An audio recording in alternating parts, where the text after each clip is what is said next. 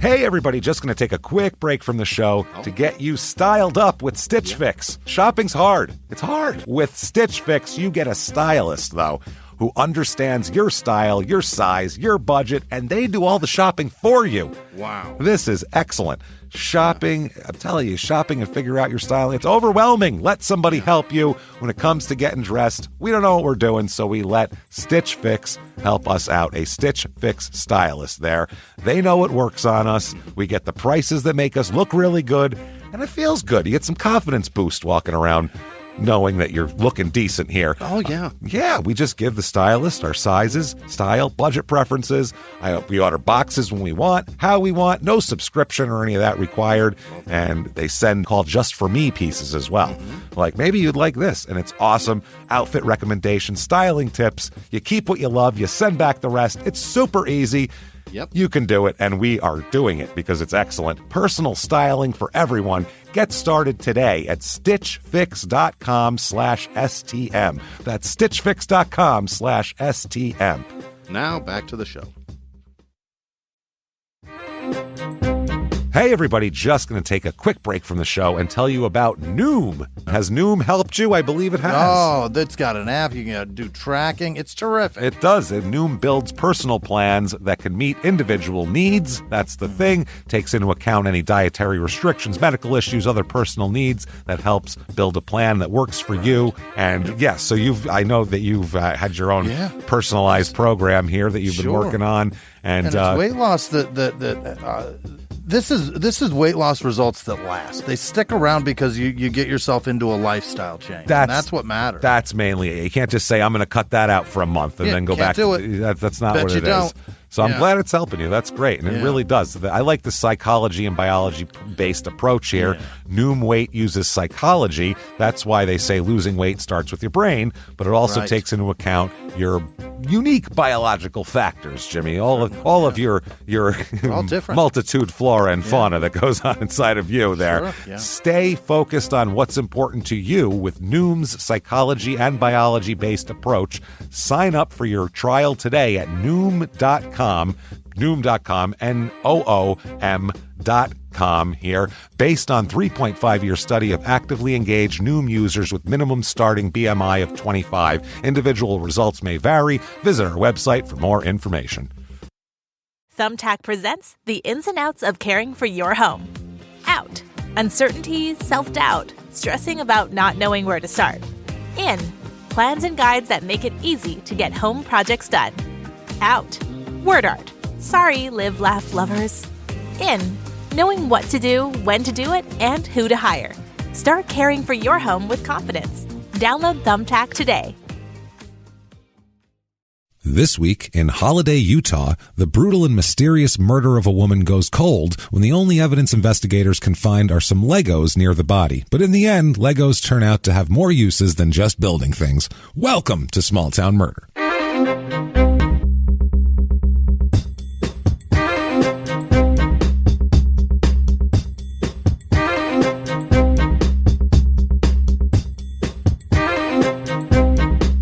Hello, everybody, and welcome back to Small Town Murder. Yay! Yay, indeed, Jimmy. Yay, indeed. My name is James Pietragallo. I'm here with my co-host. I'm Jimmy Whisman. Thank you, folks, so much for joining us. We're excited today, as usual. I'm as excited as you can be for death and mayhem, I guess, but it's exciting sometimes. We're going to make it fun and do our best anyway, but thank you guys for joining us. Hope you enjoyed last week, because it was nuts last week. We've had a run lately of some wild, wild things. Last week, I mean, it's a guy and his mom. Right. That's a strange murder combination. That's a pair doing it. You don't expect that. But, well, I don't know. We don't know for sure. When they find a murderer, usually they're not like, we found him. We should probably talk to his mom. I bet she was in on it too. Like, that's not normal. You know what I mean? So very odd case and pretty gross and brutal too. So check out last week and every week before that. But also, if you want to help out the show, very easy to do that. Go to Apple Podcasts. That purple icon helps helps drive the show up the charts. Why? Who knows? We don't work for Apple, so we have no idea, but it helps drive us up the charts. So if you could do that, give us 5 stars. It does not matter what you say.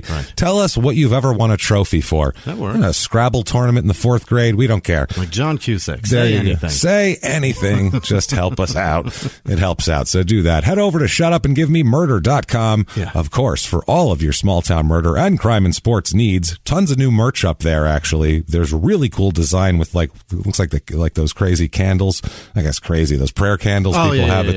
It's a weird looking one. It's pray to. It's pretty funny. Check it out on Pray there. There's a meth falcon and all sorts of stuff on there. So new stuff on there. Check that out. Also, you can get your tickets to live shows and listen to the shows. Listen to Crime and Sports if you haven't been listening to it, because it's getting more bonkers by the day, like everything else. Check out P.S. I Hate This Movie. Also, we're in the last episode. I gushed about Kevin Costner for a while, and that's fine too. Why he's possibly our finest man. There you go. It's. I have my theories. Make a solid argument. I have my theories. We'll put it that way. You can check all of that out and do everything like that. If you want to be a supporter of the show, more than that, a producer of the show, and you want to have your name mispronounced by Jimmy at the end of the show, you betcha. And you want to get lots and lots and lots of bonus material, you can do that all very easily. This week's bonuses, and you'd have access to not only the Small Town Murder bonus, but everything we put out under Crime and Sports, which is usually never about sports. So you'll like both. This week's a bonus on Crime and Sports is going to be, what do we say the Crime and Sports was going to be? You said it, not me. Don't look at me. Jesus. The Small Town Murder is going to Small Town Murder, we're going to do the white trash defense. Which was from Lou Diamond Phillips, Oklahoma, if you remember. That episode where a man literally used the white trash defense, and the jury was all white people as well, which is pretty hilarious as an appeals defense. So there's legal documents telling you why this white trash defense, and he shouldn't be a murderer because he shits in a bucket on the porch rather than in a toilet like a normal person. But for Crime and Sports, we're going to do some personal ads and sales. That's right, the personal ads. Yeah, personal ads and sales. So check that out from old newspapers. We have so much fun with those. They are wild. So check that out. You can do all of that at patreon.com/crime and sports, or you can head over to PayPal if you just want to be a nice person and have your name mispronounced by Jimmy as well. You can do that over there using our email address, crimeandsports@gmail.com. We're going to dive deep into the white trash defense, and I got the book that they got based it out of. It's ridiculous. It's going to be hilarious. So check that out there. Quick disclaimer, it's a comedy show. Yeah. It is. People die. It's called Small Town Murder. I don't know how much more clear we could be about that. We don't make fun of victims. We don't make fun of victims' families because we're assholes, but we're not scumbags. And there it is. That's right. There's plenty of crazy stuff that happens around a murder that's pretty damn hilarious, where you don't need to, make fun of actual dismemberments and things like that. And so we'll have plenty of fun with that. And if that doesn't sound good to you, you don't think true crime should ever have any jokes even in the zip code of it, well, then maybe you're not going to like the show. Maybe you will, but maybe you won't. So, look into it with open eyes. But for the rest of you that want to have a good time, I think it's time to sit back, clear the old lungs, and shout, "Shut up and give me murder!" Let's do this, Jimmy. I cannot wait. Let's go on a trip, shall we? I would love it. All right. We're going all the way this week to Utah. Heading out, getting away from the Midwest this week, and we're heading out to Utah. To Holladay, Utah. Oh, Jesus. Yes, like Doc Holliday. Really? As a matter of fact. Double L. Double L. Holladay, Utah. Now, we were in Utah about 30 episodes ago, I want to say. But this is just... It was up north near Provo and all that shit? I think it was out there. This is right near Salt Lake City. Oh, up there too? Yeah, north central Utah. This is about 20 minutes to downtown Salt Lake City. So this is a suburb. Okay. This is a nice little happy suburb out here where Holladay. Horrible things happen. Absolutely repulsive stuff. About 20 minutes, like I said, to downtown Salt Lake City. It's in Salt Lake County. As a matter of fact, area codes 385 and 801. So look out for calls from there. And just in case. It's about 8.5 square miles, this town. It's a little town. You could see it if you look on the map. It's just on the edge of the Salt Lake City area. You'll see all the kind of more congested streets, and then it's on the edge out there. In the burbs, one of those deals. Now, history of this town, John Holladay here, he was born in South Carolina, And there was some confusion on his name for some reason. Mm-hmm. People called him John Daniel Holladay, and then other people said he was just John Holladay. People fought over this. Really? Over if a man used his middle name in conversation or not. It was like a source of fighting, which is a little weird. Okay. South Carolina, calm down. Yeah. All right? You'll fight over anything down there. Jesus Christ. Historical records agree that it was just John, though. That's what it was. So whoever said John Daniel was wrong. Okay. And I'm sure they'll never agree that they were wrong, and they'll sell John Daniel flags 150 years from now at flea markets. You know what I mean? His name will rise again. His name will rise again. God damn it. So he married Catherine Beasley Higgins, who's also from South Carolina, in 1822. In South Carolina. In South Carolina. Yeah. They had 10 children. Fucking hell. Not bad. 9 of them survived. Holy smokes. So back then, that's a pretty good 90% survival rate is wild for impressive. Early child. Yeah, normally, like I said, it's half and half. Mm-hmm. By 10, it's like you lost half the kids. That's why you had 10 kids. But it's very much like a disease where you may be 40 and you lived through it, but you got some lingering effects from that shitty childhood. Yeah, definitely. And the diseases you caught then, and everybody was scarred. And the bear scarred. Trap that your left foot got caught in. That and the typhoid fever that you got, or whatever the hell you died from on Oregon Trail. I don't know. Hard living. It was tough. You were 40, but you got one arm. You were, and you were lucky to have it. Yeah. You were happy to have it. Happy, God damn it. Very thankful. I'm happy to have this arm. Otherwise, I'd really be fucked. Could have lost my right arm, but I just lost my left. Boy, I tell you what, I smiled that day. I said, I just became lettered about 2 weeks ago, and I learned how to sign my name, and now I'm gonna lose my arm. I don't think so. So very happy about it. And I got to keep my ass wiping hand. That's a good one there. It's a good thing. And other things, of course, you could do a little, not on the Lord's Day, of course, but on other days. There might be some. That's my personal hand, is what I'm telling you. There might be some jerking happening, is all I'm getting at.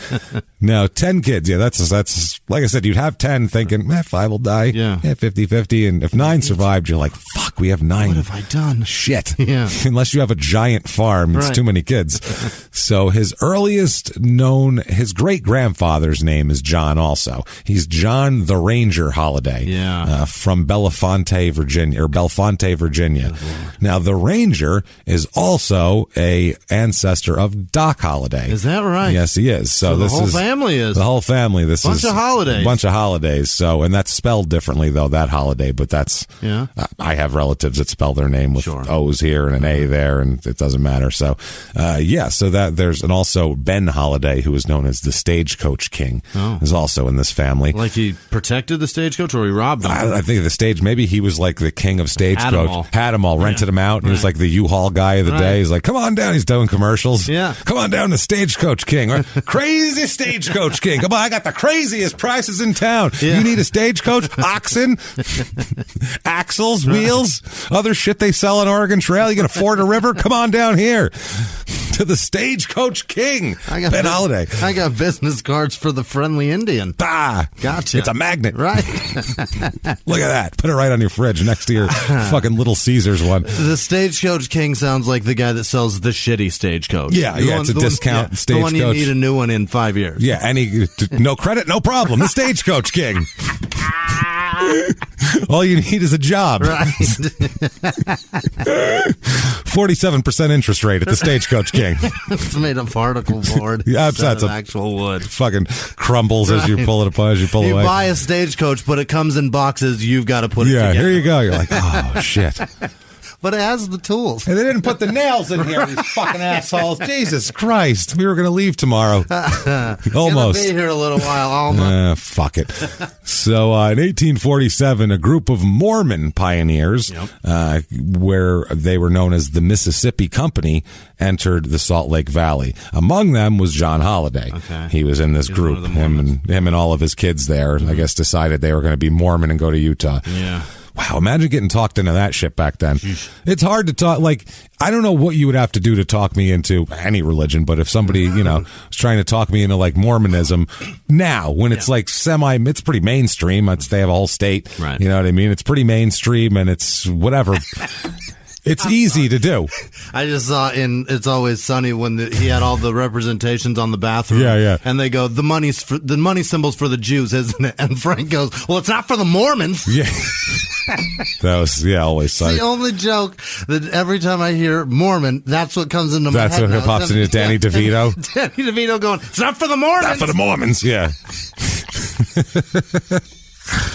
God, I love that show. Sorry. That's a great fucking show. So, they came here, and like I said, though, it would be hard to convince. Now you just go to, you go to church or whatever. Back then, to literally be like, hey, listen, there's this religion. Now it's brand new. Yeah. I mean, the dude's still alive who said he's like fucking doing it. So, like, there's Joe. You can talk to Joe. Ask him about it. Not only that, but we're going to take a stagecoach from the fucking Atlantic Ocean to Utah in the 1800s, which was precarious at best. Oh, it's a while. Yeah, that's where it is. It's weeks. Yeah. People are going to die along the way. Put it that way. Have you played the Oregon Trail? It's pretty much like that. It's not going to be be great. Right. But when we get there, you can be a Mormon. And it's going to make you a Mormon. I mean, that's, wow, that's a sales pitch to be able to talk someone into doing all that.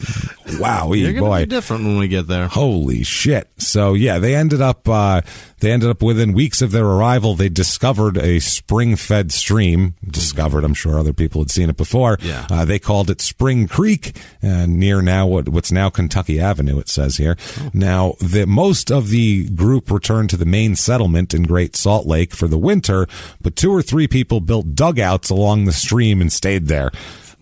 You imagine holes through a Utah winter. Oh, just boy. Dug holes in the ice. Wow, that is frozen rock. That's not dirt out there. That's like hibernating. That shit. Yeah, you need a pickaxe to. Bears make that. have a better setup than that. Right. That's not good for people here.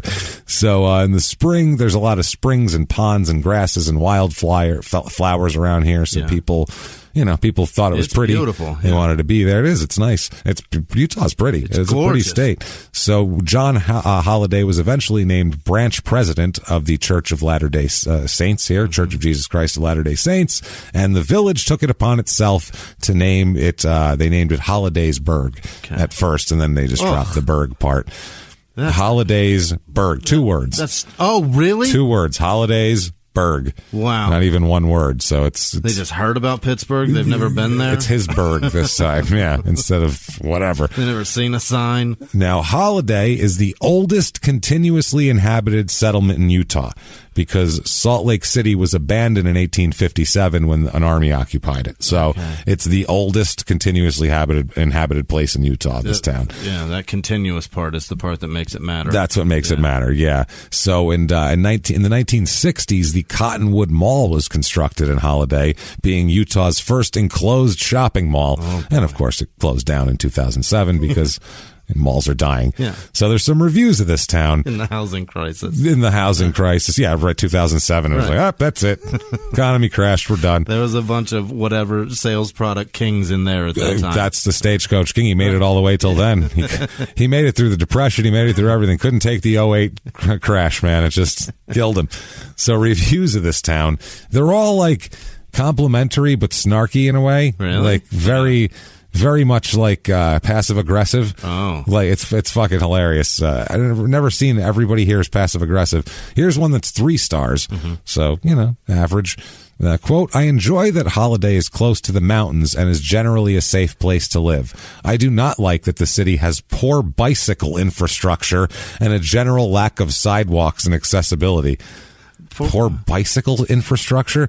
That's a really specific complaint. Yeah. That's a really specific complaint. Get a car, motherfucker. It snows there. Well, you're not in Manhattan. Right. You know what I mean? Where you're like, you're in the fucking suburbs of a spread out western city. You don't expect to be. It snows like a son of a bitch. A lot. That's the other thing. When are you going to bike? Right. 6 months out. And out here, it's too spread out. Where are you biking to? Hey, that's the other part, too. They do have bike lanes fucking everywhere. Yeah. How often do you see people on bicycles? I mean, downtown, there's some. But up in, like, neighborhoods, they ride in the neighborhood and put it back in their fucking garage. It's crackheads are on one. Yeah. That's it. It's people literally with backpacks where they're making a small batch of meth in. Right. That's what they're doing on bicycles. It's people with DUIs and criminal history. If I see an adult on a bicycle with a backpack, that guy has meth. Right. I'm guaranteed. I never trust him, ever. If he doesn't have like a child with him or something, adults shouldn't ride their bikes just a distance alone, unless he's got like, fluorescent bike gear on and looks like an idiot. Right. Street clothes and a backpack, you're up to something. Fuck you. Don't trust you one bit. And especially if it's like 10 years ago street clothes. That's the problem. Big baggy pants. Yeah. Yeah. Dude that has a whole closet full of TJ Maxx riding a bicycle. That guy's a problem. He's wearing he's wearing baggy pants and a Ron Artest jersey, and you're like, okay. It actually says Artest. Yeah, it's not even exactly. That's what I'm saying. It's a weird shit there. Not going to work out. So. And it's not like he bought that because it's a throwback. The numbers are all peeled off. Oh, it's all, and it's peeled off because it wasn't never sewn on because he bought it at Ross for $9. That's why. It was an iron-on. Yeah, I like Artest. All right. Jesus. So, and what small towns have a lot of sidewalks? That's right. You have a sidewalk on Main Street, and then that's it. Get a car. You should be thankful that there's no infrastructure for bicycle. Your city committee is cracking down on meth heads being in the neighborhood. Meth. Right. Less areas for bikes, less meth. That's how it is. If they can't get around, they can't be here. You know what? Part of our 2020 campaign, in addition to a T-ball for every B-hole, is no more bike lanes. No bicycle infrastructure at all. None. Bike in a circle in front of your home. Outside of that, you're up to something. Right around the block, get a mountain bike like an adult and go into the mountains, or don't fucking do it. We'd love to let you, but it's just encouraging meth users, and we can't have it in this town. It gives too many options to people that drink and drive. That's it. They can now get shit-faced and crash their bicycle into me. So, all right, here's a 3-star. Yeah. Holladay is full of great people, good places to eat, beautiful houses, but it's also like entering a movie about high school students. Mm-hmm. There are many cliques, families that have been there forever, plus people who move away for a time but ultimately move back to be settled down. So, yeah, it sounds like it's got some small town issues like that where I wouldn't want to move here if you weren't like Mormon and friends with people. It seems like you'd probably be ostracized, which to me would be great, actually. This might be the place to go. So you're saying no one would ever talk to me. People grow up there and then they're like, I fucking hate it. They get out and then they're like, that wasn't so bad. And they come back. Yeah, they're like, oof, it's rough on the outside. Yeah. It's crazy when there's people that don't think like us. Isn't that weird? It's nuts. So I tried to get more, but they didn't want to come back. I found, here's a 3-star. Holladay, Utah is a nice little suburb. Unfortunately, the families tend to be very cliquey. Another one, along with their children. Yeah. There's someone whose kids have been treated like shit because they're not Mormon or something.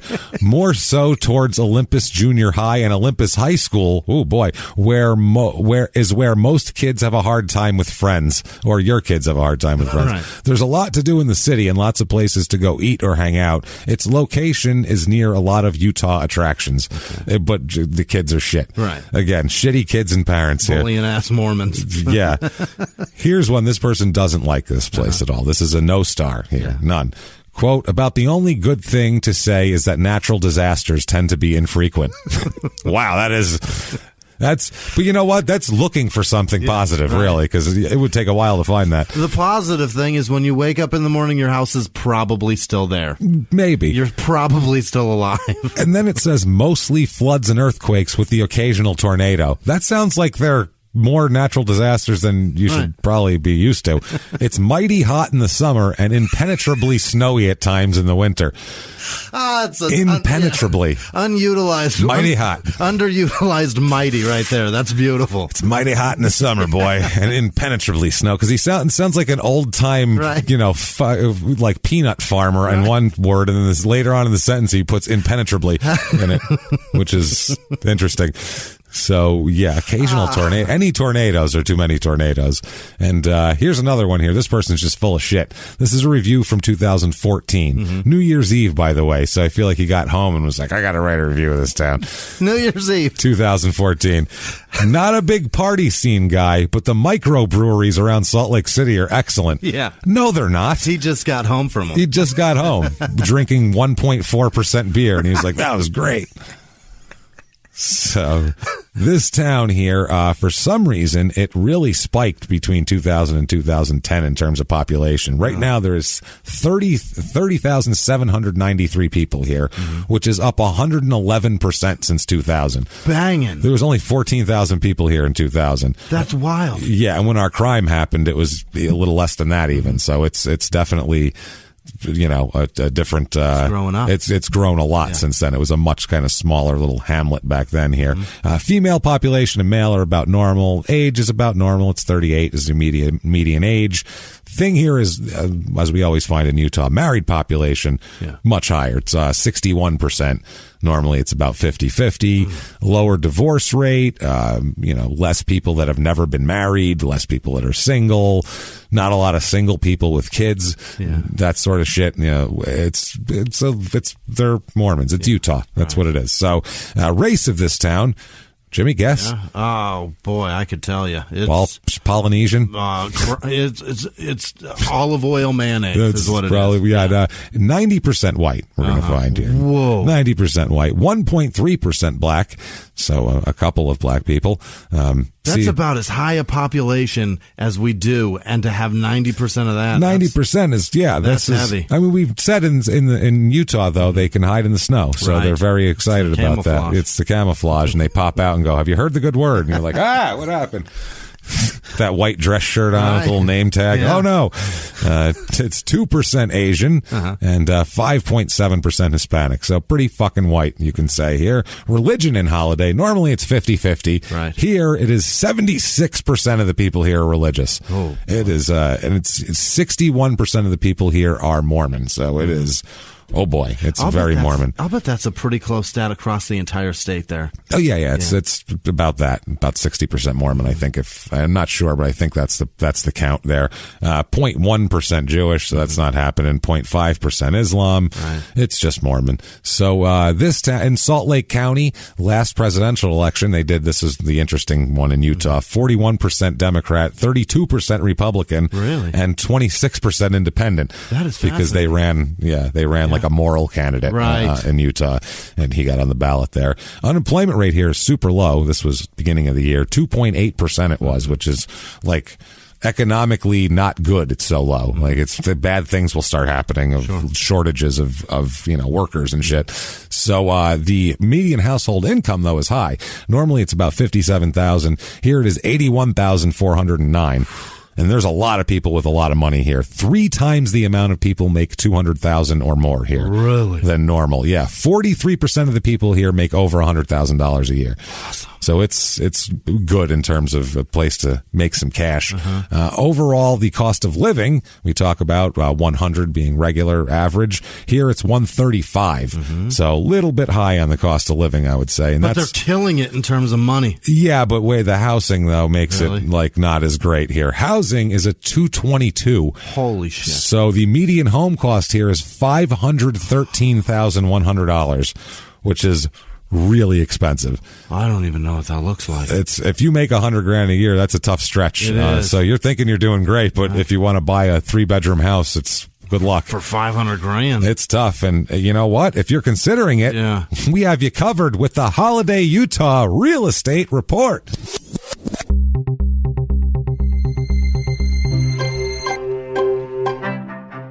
Your average 2-bedroom rental here, I don't think they really exist much, but it says it's $1,100 a month, but I don't see how that's possible with the...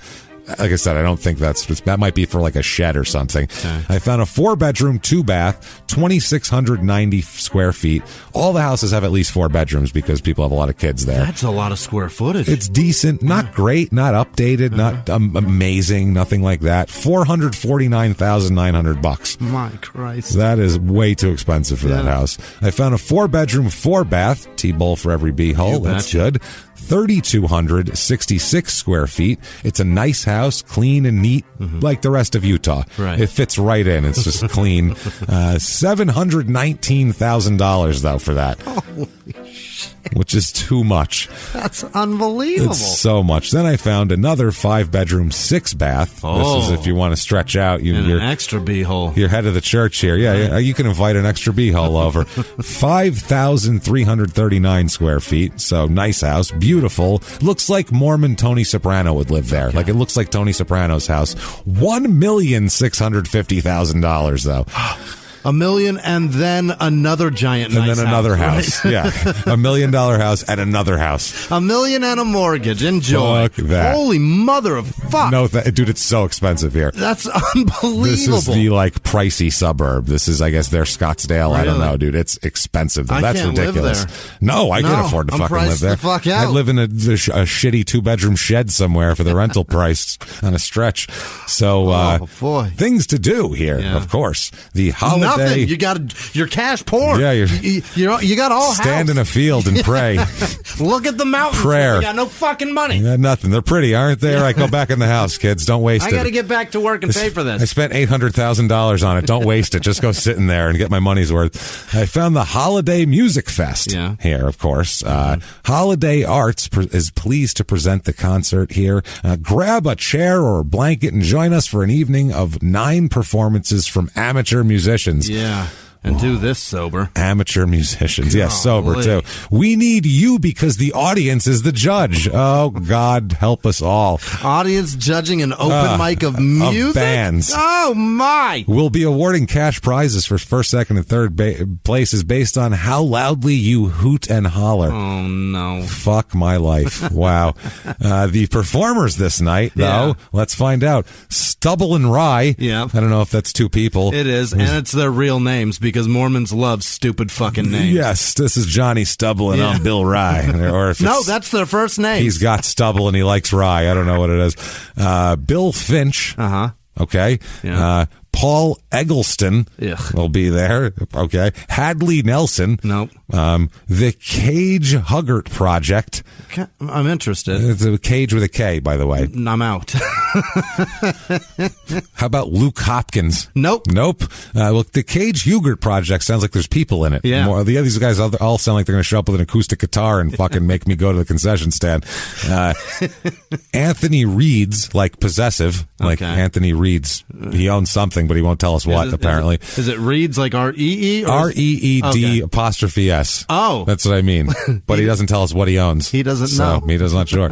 And then Tiga Hamlin will be there. Okay. So I actually found out what happened in this particular one because there's also a Blue Moon Festival here. Like the beer? I suppose. I hope so. No, Blue Moon, like 2 full moons in a month. That's what the actual Blue Moon. It's not beer. No, it's not the beer. It's Utah. They just shut that down quick.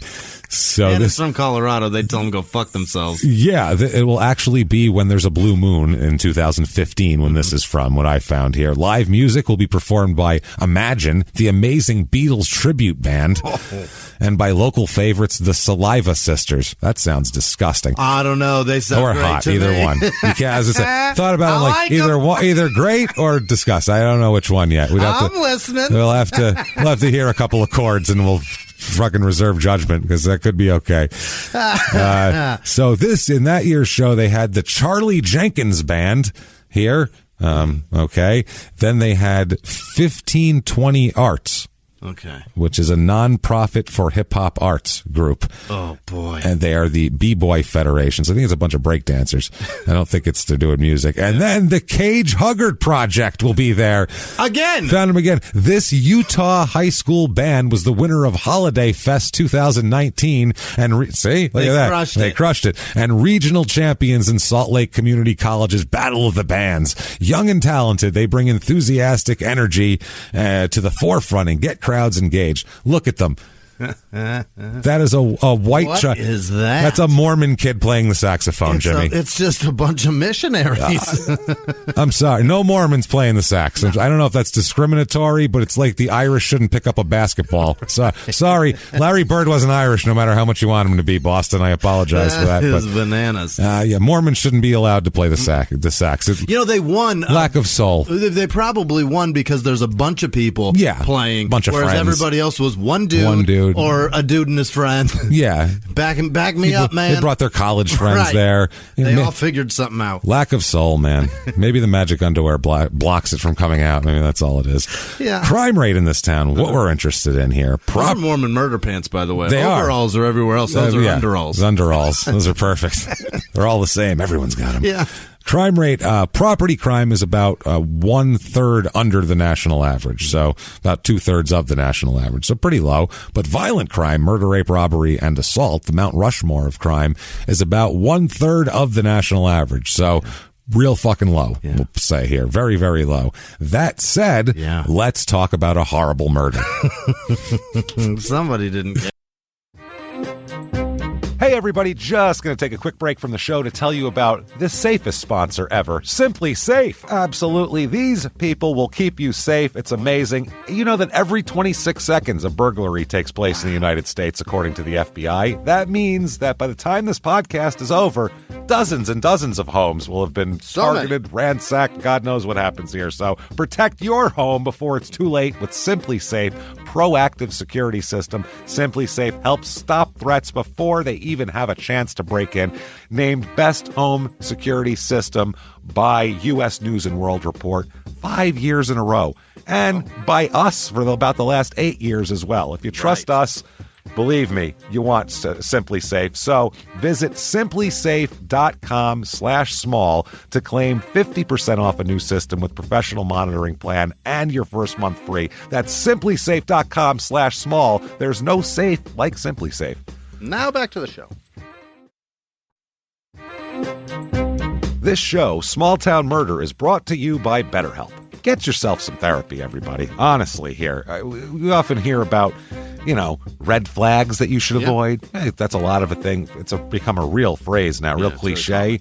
But why don't you focus also, you look at green flags in friends and partners. Look for good things as well. Right. And maybe you're not sure what that looks like, though. Therapy can help you figure that out. What are positive things? What are the green flags? And then you can practice them in your relationship. It's absolutely a fact. And so, honestly, we absolutely are huge advocates for this. It really, really helps. BetterHelp is fully online, making therapy affordable. It's convenient. They serve over 5 million people worldwide. You can access a diverse network of more than 30,000 credentialed therapists, wide ranges of specialties there. Here's the coolest part. You're not getting along with your therapist, you're just not feeling it, you can switch at any time, no extra charge. Wow. The thing is, they want you to get help. That's it. And you can do it with BetterHelp. Discover your relationship green flags with BetterHelp. Visit BetterHelp.com/smalltownmurder today to get 10% off your first month. That's BetterHelp, HELP.com/smalltownmurder. Now back to the show. Let's do it here. Now, this is a case, well, a couple of them, because we have to tell you, this is one where it's a roller coaster with two loops. Yeah. You're going to go through the first loop and be like, whew, that was quite the loop. Watch out, because there's another one coming right there. Make sure you're not, don't start eating a tuna sandwich in the middle of it. Put it that way and go, oh, Jesus, that's coming up. So watch out here. Let's talk about it a little bit. Let's talk about a couple of people first. Yeah. Let's talk about a young lady, first of all, here. Let's talk about a young lady named Kara. Kara, Kara. Kara Lampfer, we'll talk about. Okay. Now, Kara, her original name is Nomi, Nomi. Yeah. That's her original name. But she changed it because she has quite the childhood and quite the past. She's born in Bangladesh, first of all. So right away, a very, very poor country, and she is extremely poor.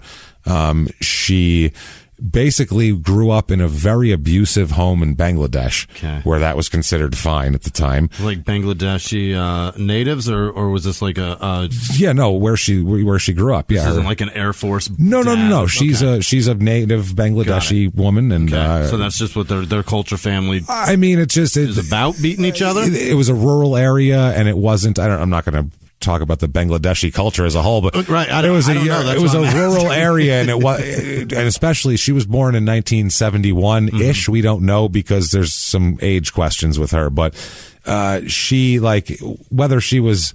Yeah, no, I think it's even back then you could beat the shit out of your kids in America in the middle of the street. Right. Nobody cared. So I imagine in Bangladesh you could probably do it too. Crazy. So who knows? But her home was so abusive in Bangladesh that she ran away at the age of 10. Wow. To India. Oh. To another country. That's how abusive her parents were. Holy shit. She didn't go to the end of the street and hide in a treehouse. Yeah. She went to fucking India. I mean, that's the equivalent of if you were beaten your kids so bad they ran to Vancouver. Yeah. That would be a lot, right? You'd be like, whoa, I really fucked up. They ran across a border. I beat them Canadians. I beat that kid Canadian. I beat him friendly. Look at that. So you're welcome, fucker. Well, you'll have a much better life now. Enjoy. So she ends up being homeless in Calcutta at 10. Oh, Jesus. So imagine the life there, what this girl went through. And then she ended up in jail at the age of 10 in Calcutta for whatever she was doing on the street to survive. I mean, at 10, it's not like you can go out and get a job in an office. I can type 60 words a minute. Like you're 10. You can't just walk in and be like, this is what I bring to the table. Yeah. Hi, I'm 10 and I don't speak your language. Can I have a job? Like, that's what I bring to the table. That's what I got going on here.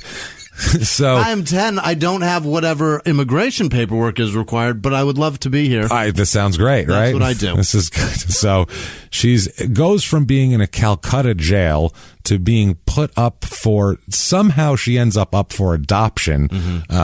Basically, I don't know. There's a woman named Anna Lampfer,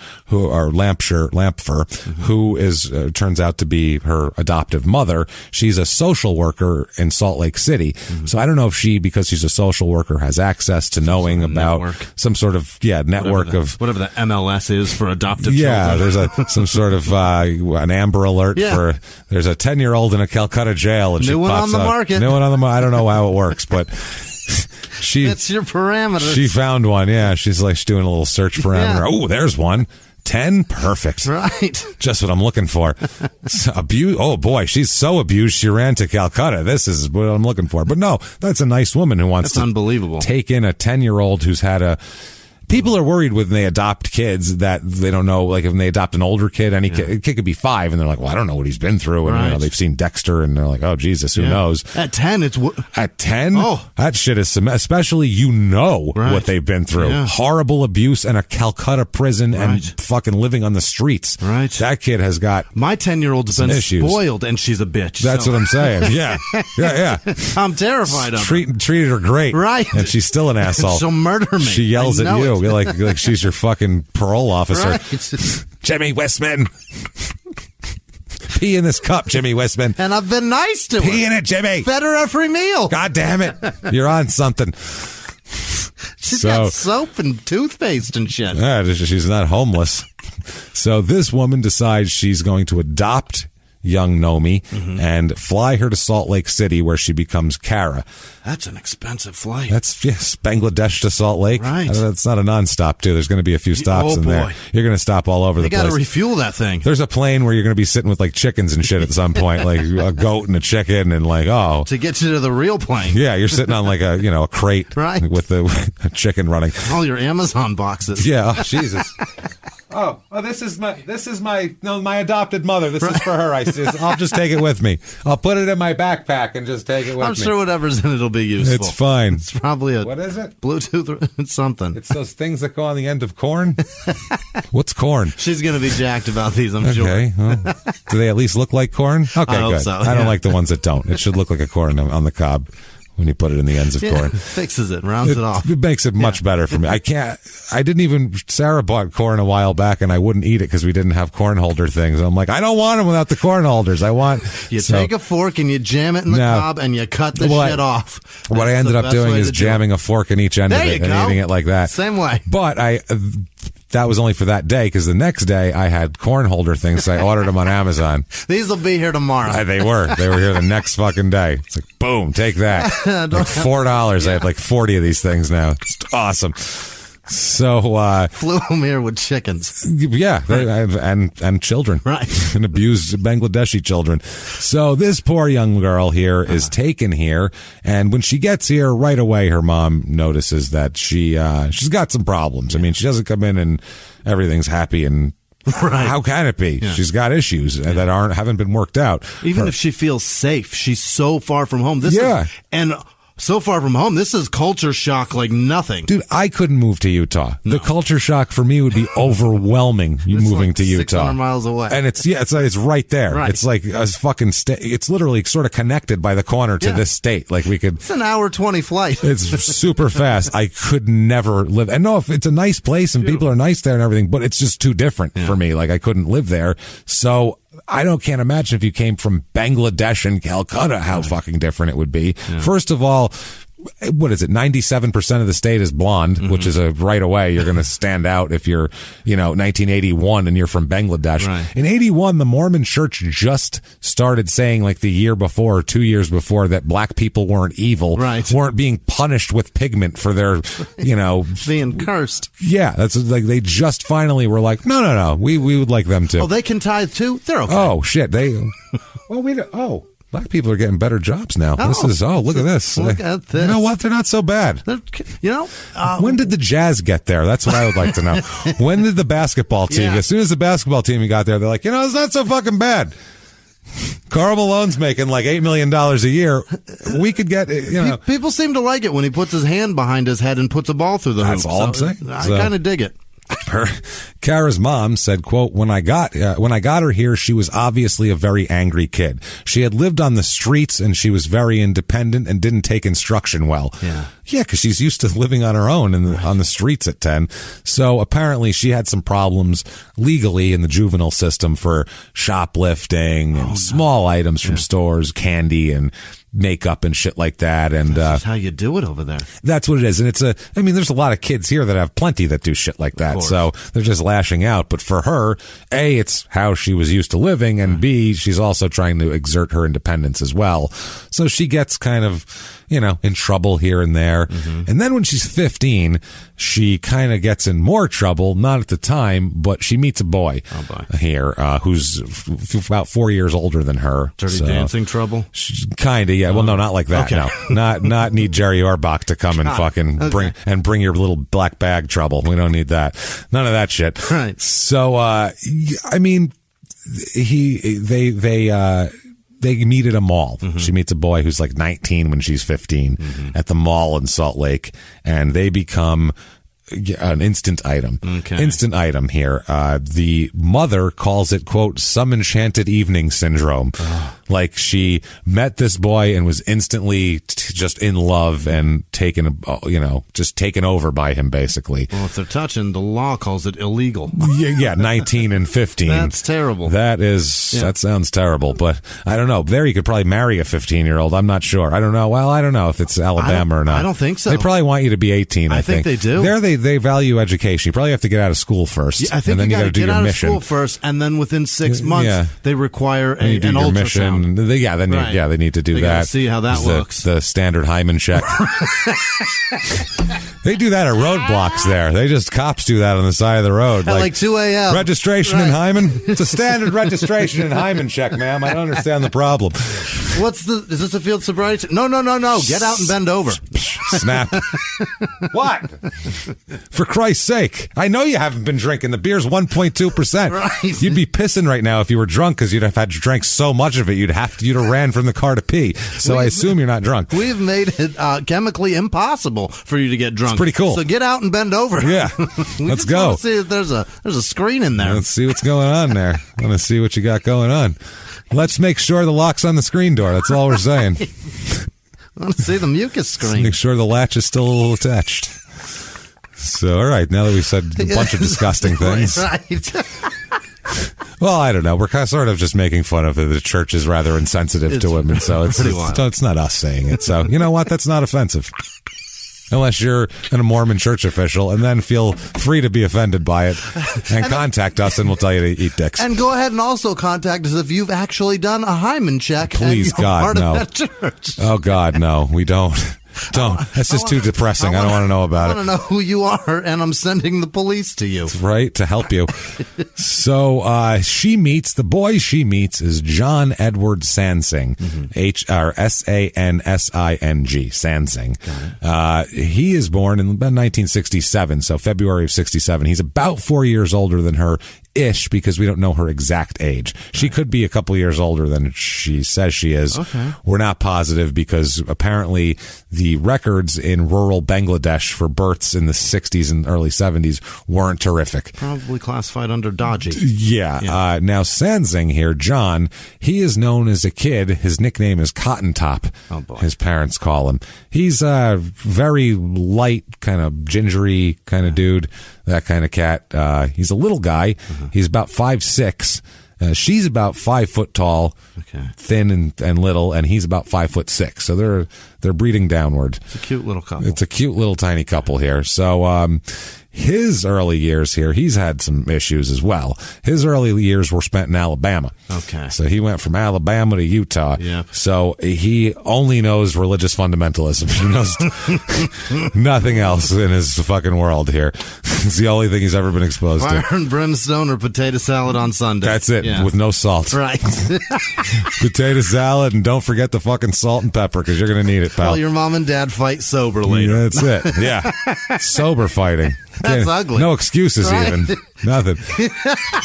No excuses. Can't even get in the wake up, and you can't A couple too many. I'm so sorry I called your mom that. I was stone sober.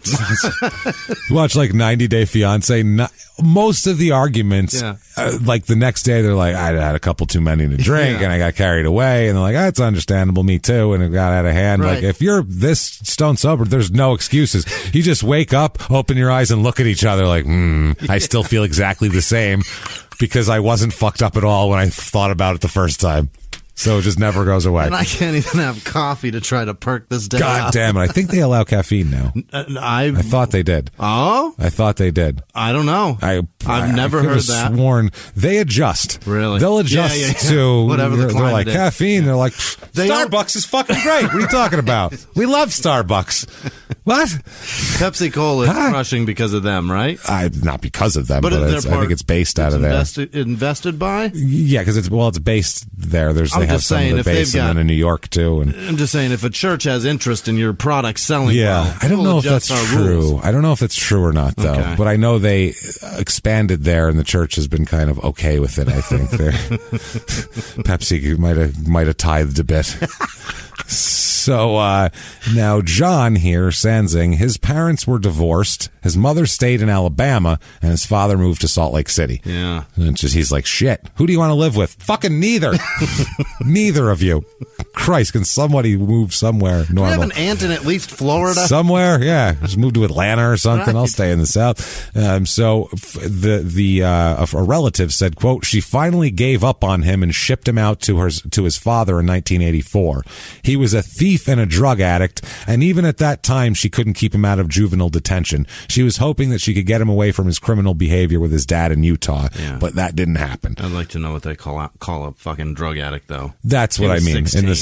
Probably smoking weed. Probably smoking weed and drinking cheap wine or something. Right. He's drinking Mad Dog 2020 and smoking weed. He's a kid. But yeah, no, he gets into hard drugs pretty fast, though. Really? Yeah, by the time he's in Utah, he picks up pretty good drug habits. Oh, no. And 84, when he moved there, that's right when he met Kara, too. So he moved there, meets her right away, and they kind of fall into a real Bonnie and Clyde type of relationship here, big time. This is more like Natural Born Killers, actually. Really? Probably the way they are. Yeah, like wait till you hear about these two. They're very fucking interesting. They talk about how he basically had no relationship with his biological father until he moved to Utah, and then they didn't get along very well.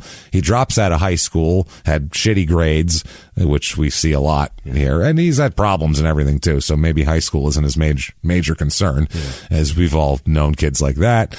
Always into drugs, though. From 14, 15, anything he could get his hands on. Really? Anything. Weed, coke, this, that. He'll do heroin. He doesn't give a shit. Whatever he can get his hands on, he'll do. Just likes drugs. So I don't know what he's trying to dull here, but wow, is he trying hard. Yeah, it doesn't sound like a drug addict. It sounds like somebody that just doesn't like whatever is happening around him. Yeah, he's very enthusiastic for drugs. Also, though, he gets very addicted to these drugs very quickly, really? So we don't know if he's got an alcoholism problem in his family and he's kind of already open to that sort of shit, to addiction, if physically, if his brain is kind of wired that way. We're not sure for this sort of thing. So he's a thief and a drug addict, the relative says there. So he received probationary sentences multiple times. He got probation. In 1985, he was convicted for burglary in Salt Lake. In 87, he was convicted for spousal abuse after he was married Kara and started beating the crap out of her. Jesus. They got married pretty early, obviously, and started beating the shit out of her immediately. Well, they did drugs together, and they'd both be high, and they'd get in fights. She's arrested at one point for hitting him in the head with a frying pan. So They're arrested multiple times for beating each other up and fighting, and they smoke crack together, and then they come down and they start fighting, and they fight each other all the time. That's what happens. You ever seen, if you live in like a city, have you ever seen obvious crackheads screaming at each other in the streets? Right. That's a hard life to have. It's hard enough to maintain a relationship, but if you're both trying to figure out how to get crack next or else you're, jittery, that's even worse. I get hitting people with stuff. Like I can see it happening in an argument. Yeah. But a pan is... Well, she said he hit her, and then she responded with a frying pan to the head to get him to stop. That's not defending yourself. That's trying to murder somebody. That's But if you've been beat up a whole bunch of times by someone who's bigger than you, and that's... I mean, I'm not... Physically, you can't fight back, and you got a frying pan, bang, that stops that. Yeah. End of assault. He ain't hitting me anymore today. I don't ever want to... I would never hit anybody with that. That's right. I wouldn't either. I'd be afraid to fracture a skull and kill somebody. But if I was in a position of being abused all the time, I might have a different... I might be fighting for my life. And this is a person who, she grew up on the streets in Calcutta. She fights for her life. Right. Like, she's hit somebody with a dog before. Picked it right up by the fucking head and just whack. Dog and just whacked somebody to death. There you go. And beat him and toss the corpse, the dog corpse on top of him and spit. Some dog that's like patchy, hairless. If only she could drop a couple of C notes on him like Sonny Corleone, that'd be even better. I don't have money, but I have spit. I have spit. So 87 for spousal abuse. 1993, he's also convicted for aggravated assault. So we can definitely see an escalation here. There was a second-degree felony burglary charge in there in the late 80s. And for that one, the judge sent him to prison for a diagnostic evaluation that lasted for 45 days to see what they should do with him, basically. Should they sentence him to this? Should they sentence him to adult prison, juvenile jail, probation? A lot of options. And they get the results of this. The judge sentences him to probation after he's been in there for 45 days. So he does that. Also, he's got aggravated assault, spousal abuse, 2 different burglary convictions. He's got a lot going on. They're not keeping track of this? He's like a young guy. That's the thing. Burglary is burglary. Burglary is bad, and then when you escalate that to aggravated assault, now you're talking about you're burglarizing and you're willing to use violence too. So who knows if anyone ever puts those 2 things together, it's fucking chocolate and peanut butter. They're going to be the world's in trouble.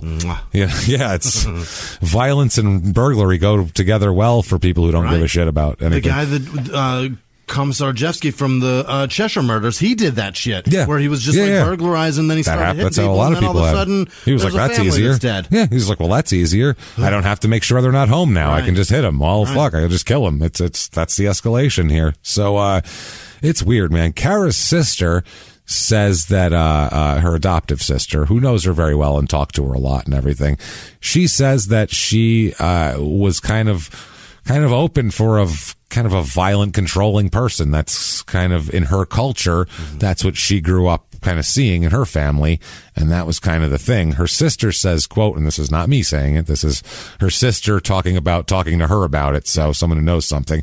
Quote, in the East Indian culture, the husband is the one in charge, who is always right and can even tell the wife to kill herself if she didn't bring enough dowry. She was definitely of that culture. She wouldn't leave him despite all the abuse. So her sister says she doesn't have an American woman mindset. She has a Bangladeshi woman mindset, like from childhood still, even though she's being told that you don't have to put up with this stuff. It's ingrained in her brain like that, which is hard to break. Yeah. Especially, I mean, she luckily doesn't have contact with her family over there, but even they would put pressure on her. My grandmother, Italian grandma, when she divorced my grandfather originally, people fucking came from Italy to try to convince her to not get a divorce. Like it was a fucking scandal. Wow. People flew over an ocean to try to talk sense into her, to the point where she had to leave with her kids to move to California to get away from everybody for 6 months because people were bothering her so much to not get a divorce. Culture matters. Just let him beat the shit out of you and be drunk all the time. What do you care? Like, you have a nice home. Who cares? That was the basic premise of the whole thing. So culture's a big deal. Culture's a big deal. And I said, that's that culture. I don't know what the Bangladeshi culture is, but it sounds worse in terms of that, for women anyway. So, they encourage you. He can tell her to kill herself if she doesn't bring enough dowry? Enough dowry? That's... What? So bring enough dowry. So that I don't understand, because... That's like your dad pays that, well, right? You pay that. You buy her from the parents. You have to pay dowry. Okay. The parents don't pay shit. You pay dowry to the parents for the woman. Oh, yeah. I'm thinking it's the family paying you to marry her. Why would you kill her if you didn't have to pay a lot for her? I don't understand that. Is it the opposite there, where the family pays you to take this pain in the ass off their hands? I don't know. I know in like Thailand, it's you pay for the woman, you pay the woman's family, and in all of these cultures, in African cultures, it's like that. Dowry. Yeah, I don't know. So once again, I know all this from what? Yeah, 90 Day Fiance. Absolutely. It's the only fucking knowledge of culture I have any bit of. So. Now, the sister said that she called the State Department of Child Protective Services in Utah many times about all the violence, and nothing was done about it, because this was when she was still underage, but married. So she would call about that. She says, the sister says, I also got Kara involved with a program called Women in Jeopardy, but that lasted all of 30 minutes. When John found out and Jen checked her out. That was that. So she said there was so much abuse that, like I said, she would be arrested sometimes also, because the fights would get so crazy. One of the instances was knocking him out with a frying pan. And, people saw that and called the cops. That noise must have been great, though. Dung, that must have been awesome. Imagine for her the satisfaction in that dung.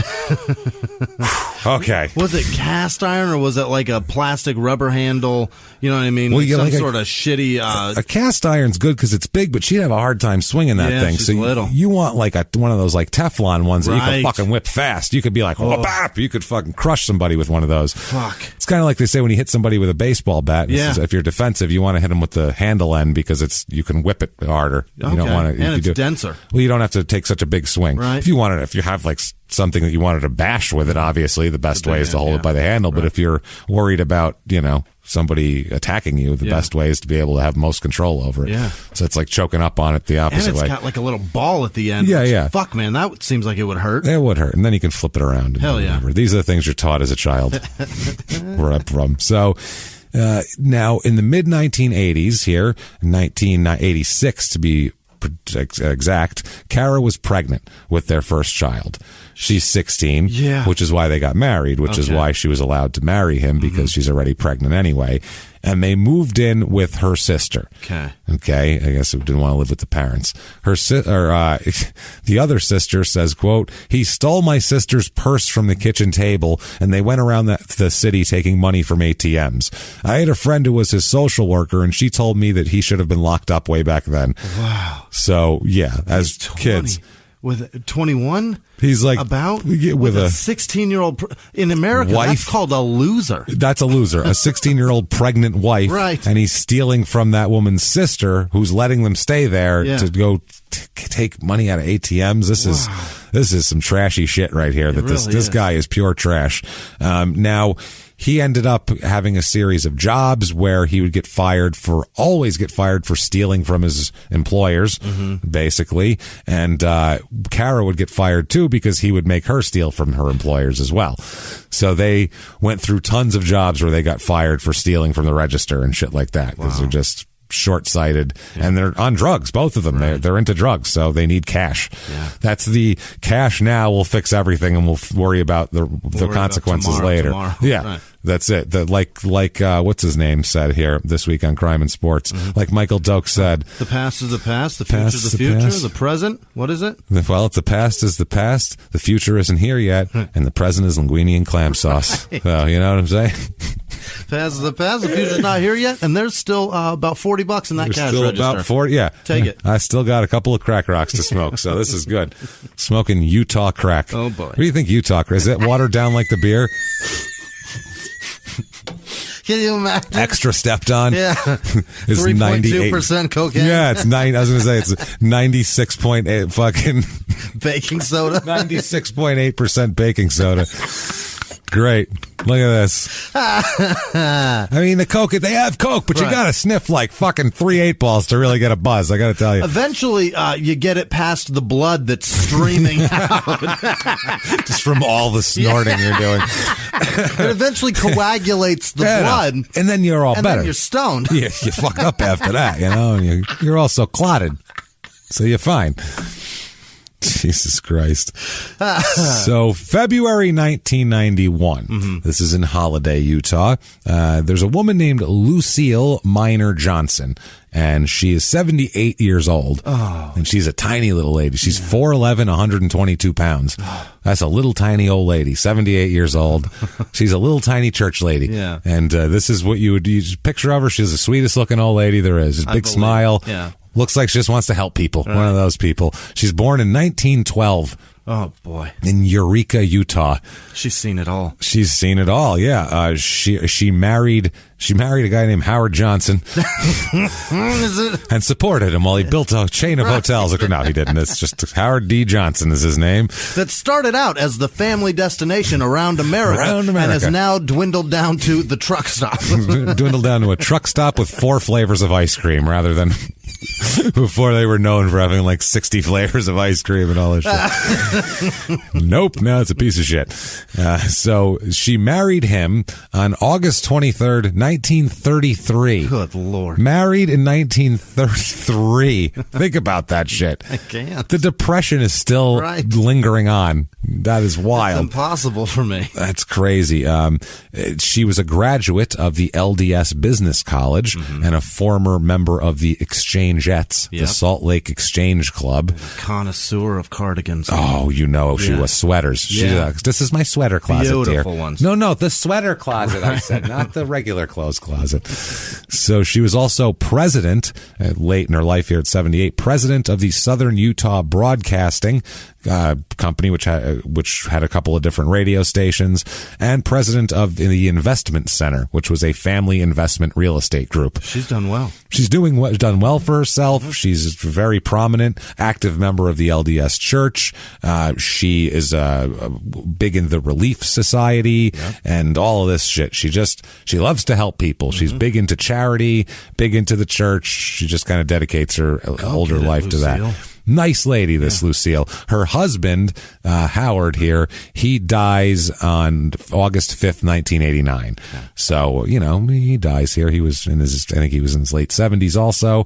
Yeah. She, as of 1991, February 1991 to be exact here, February 1st, 1991, she's seen sweeping off her porch. Yeah. So people have, see her, she waves to her neighbors, friendly old lady. Right. But then, later on that night, her family tried to reach her and couldn't get a hold of her. So her daughter, Shirley, went to her house, which was 4284 South Holloway Drive in Holladay, and the next day, and she found something horrific here.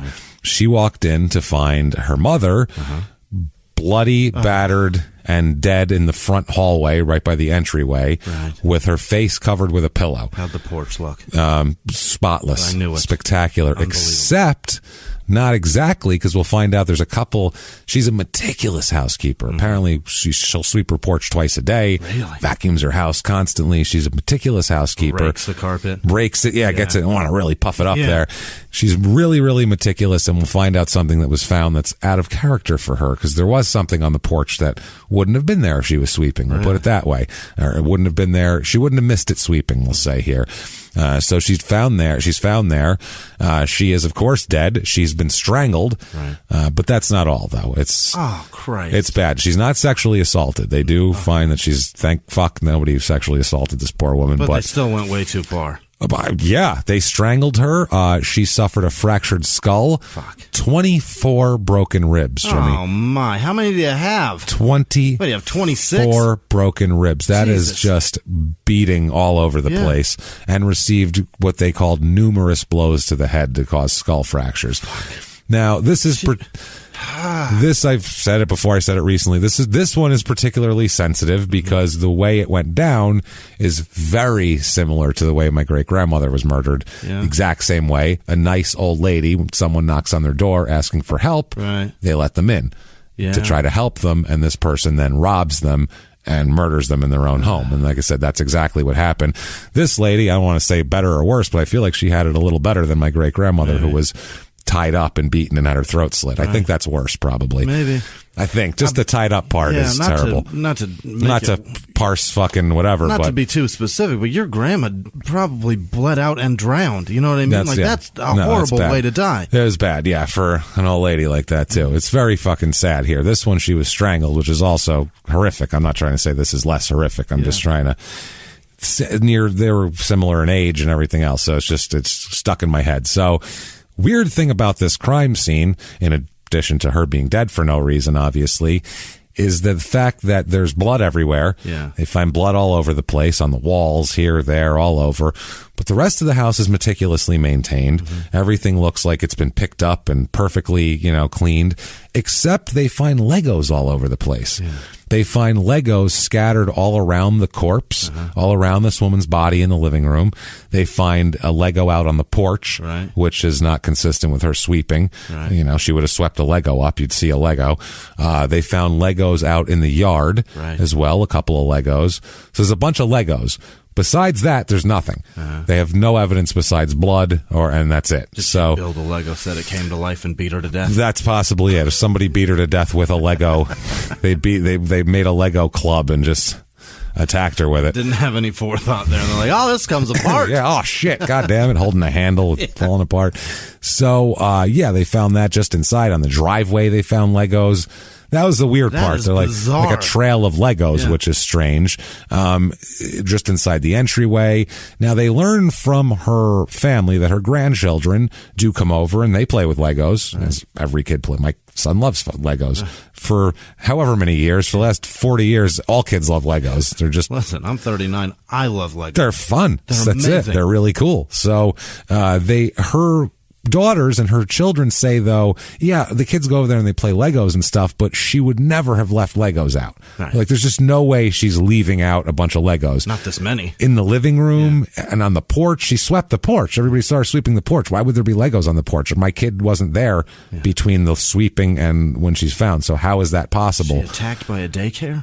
That's what it is. So, they collect them as evidence, but the detectives really kind of don't. That's kind of an afterthought. They don't even really think about it because, yes, the kids are she's meticulous and all that, but, people say, who knows? Mm-hmm. She left some Legos on the floor maybe that day.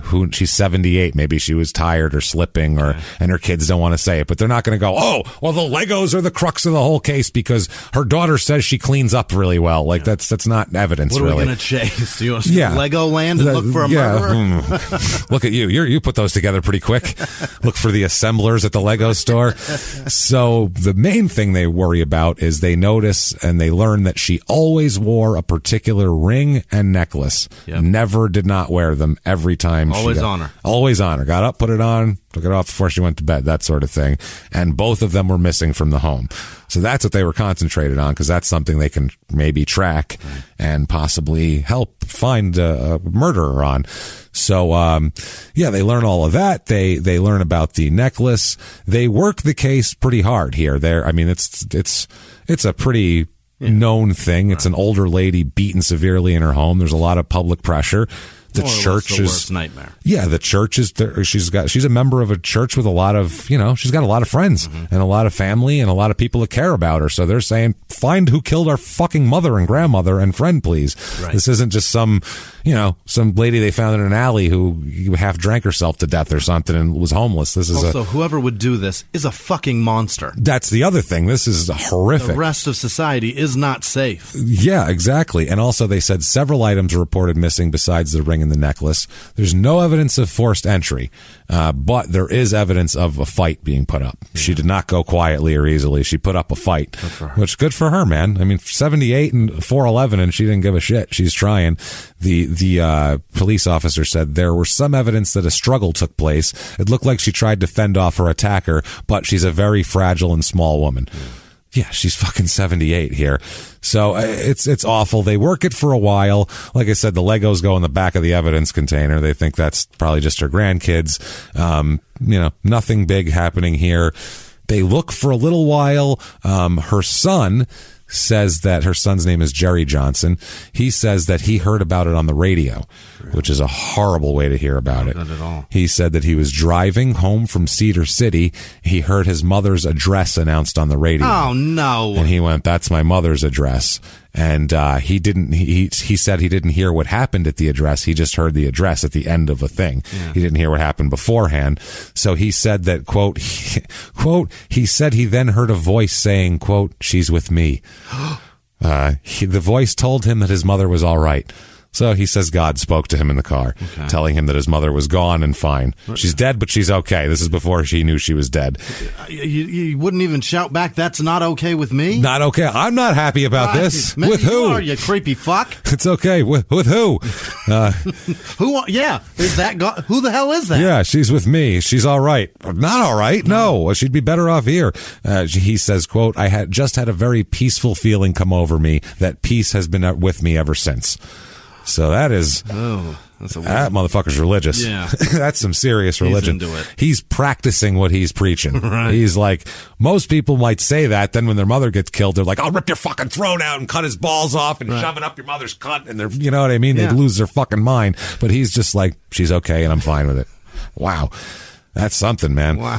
Now, police have suspects that they're looking for here. Do. They are looking for a male Caucasian and a black male about 5 years old. For the questioning. Yeah. So they're looking for, a black guy and a white guy in the questioning here. They said that they were seen around the neighborhood.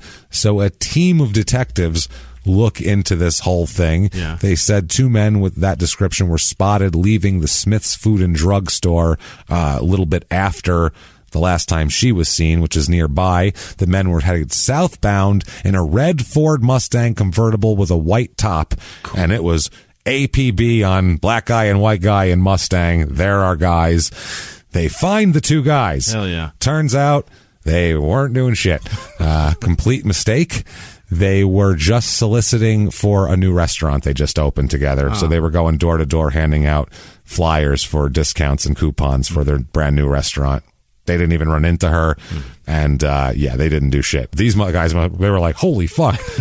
Because they heard about it. They ended up talking to the police because they saw the car and they saw their descriptions and they were like, that's us they're talking about. They think we killed this fucking lady, which I can't tell if that's terrible publicity for their new restaurant or amazing publicity for their new restaurant. I don't know. Any publicity is good. That's what I'm saying. They said that they were asking people to try the new Mexican restaurant they were opening, and the sheriff said they're definitely not suspects, but they do have a hell of an enchilada plate that you should go over. Their Spanish rice is top tier. Go try their virgin margaritas. Yeah. That's fucking great. Hey everybody, just going to take a quick break from the show and tell you all sorts of good stuff about Chime.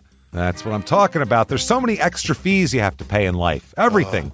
You go to the airline, there's an extra ticket on that. There's extra fee on every fees and fees, hotels, fees, all this type of stuff. We're trying to make progress, and the next thing you know, here comes another fee coming at you, and it's more money than you expected, and your whole math is thrown off, and it's awful. Learn more at chime.com/smalltownmurder. Chime is great with that stuff. I mean, you can't beat if your things are a little tight, especially around the holidays or after the holidays. Yeah. You need that money a couple days early, or you go grocery shopping. You got a car payment due. There's so many things that don't cross over exactly how you want them to cross over. Make progress toward a better financial future with Chime. Open your account in 2 minutes at chime.com/smalltownmurder. That's chime.com/smalltownmurder. Feels like progress. Banking services and debit cards provided by Bancorp Bank N.A. or Stride Bank N.A., members FDIC. Spot me eligibility requirements and overdraft limits apply. Boosts are available to eligible Chime members enrolled in Spot Me and are subject to monthly limits. Timing depends on submission of payment file. Fees apply at out-of-network ATMs. And now back to the show. Hey everybody, just going to take a quick break from the show to tell you about a healthy, delicious item, Hero Bread. And we're both trying to get healthier this new year. Jimmy had a eye-opening doctor's appointment and things like that. So we're trying to get healthier, and I'm telling you right now, this Hero bread is a good step in this direction. It's delicious, and it is really good for you, and it's really excellent. They have the sliced bread is good, the bagels, the tortillas. I know you've been they're terrific. Ranting about the tortillas. They're so good. With Hero bread, you can focus on your health goals and still indulge in the soft, fluffy experience you love, but guilt-free. I really love the little Hawaiian rolls, too. Yeah. They're so good. They're so good. The Hawaiian rolls, they're legit. They're fluffy. Yeah. They're exactly how you want them to be. You'd never know it's low-carb and high-fiber bread from the texture.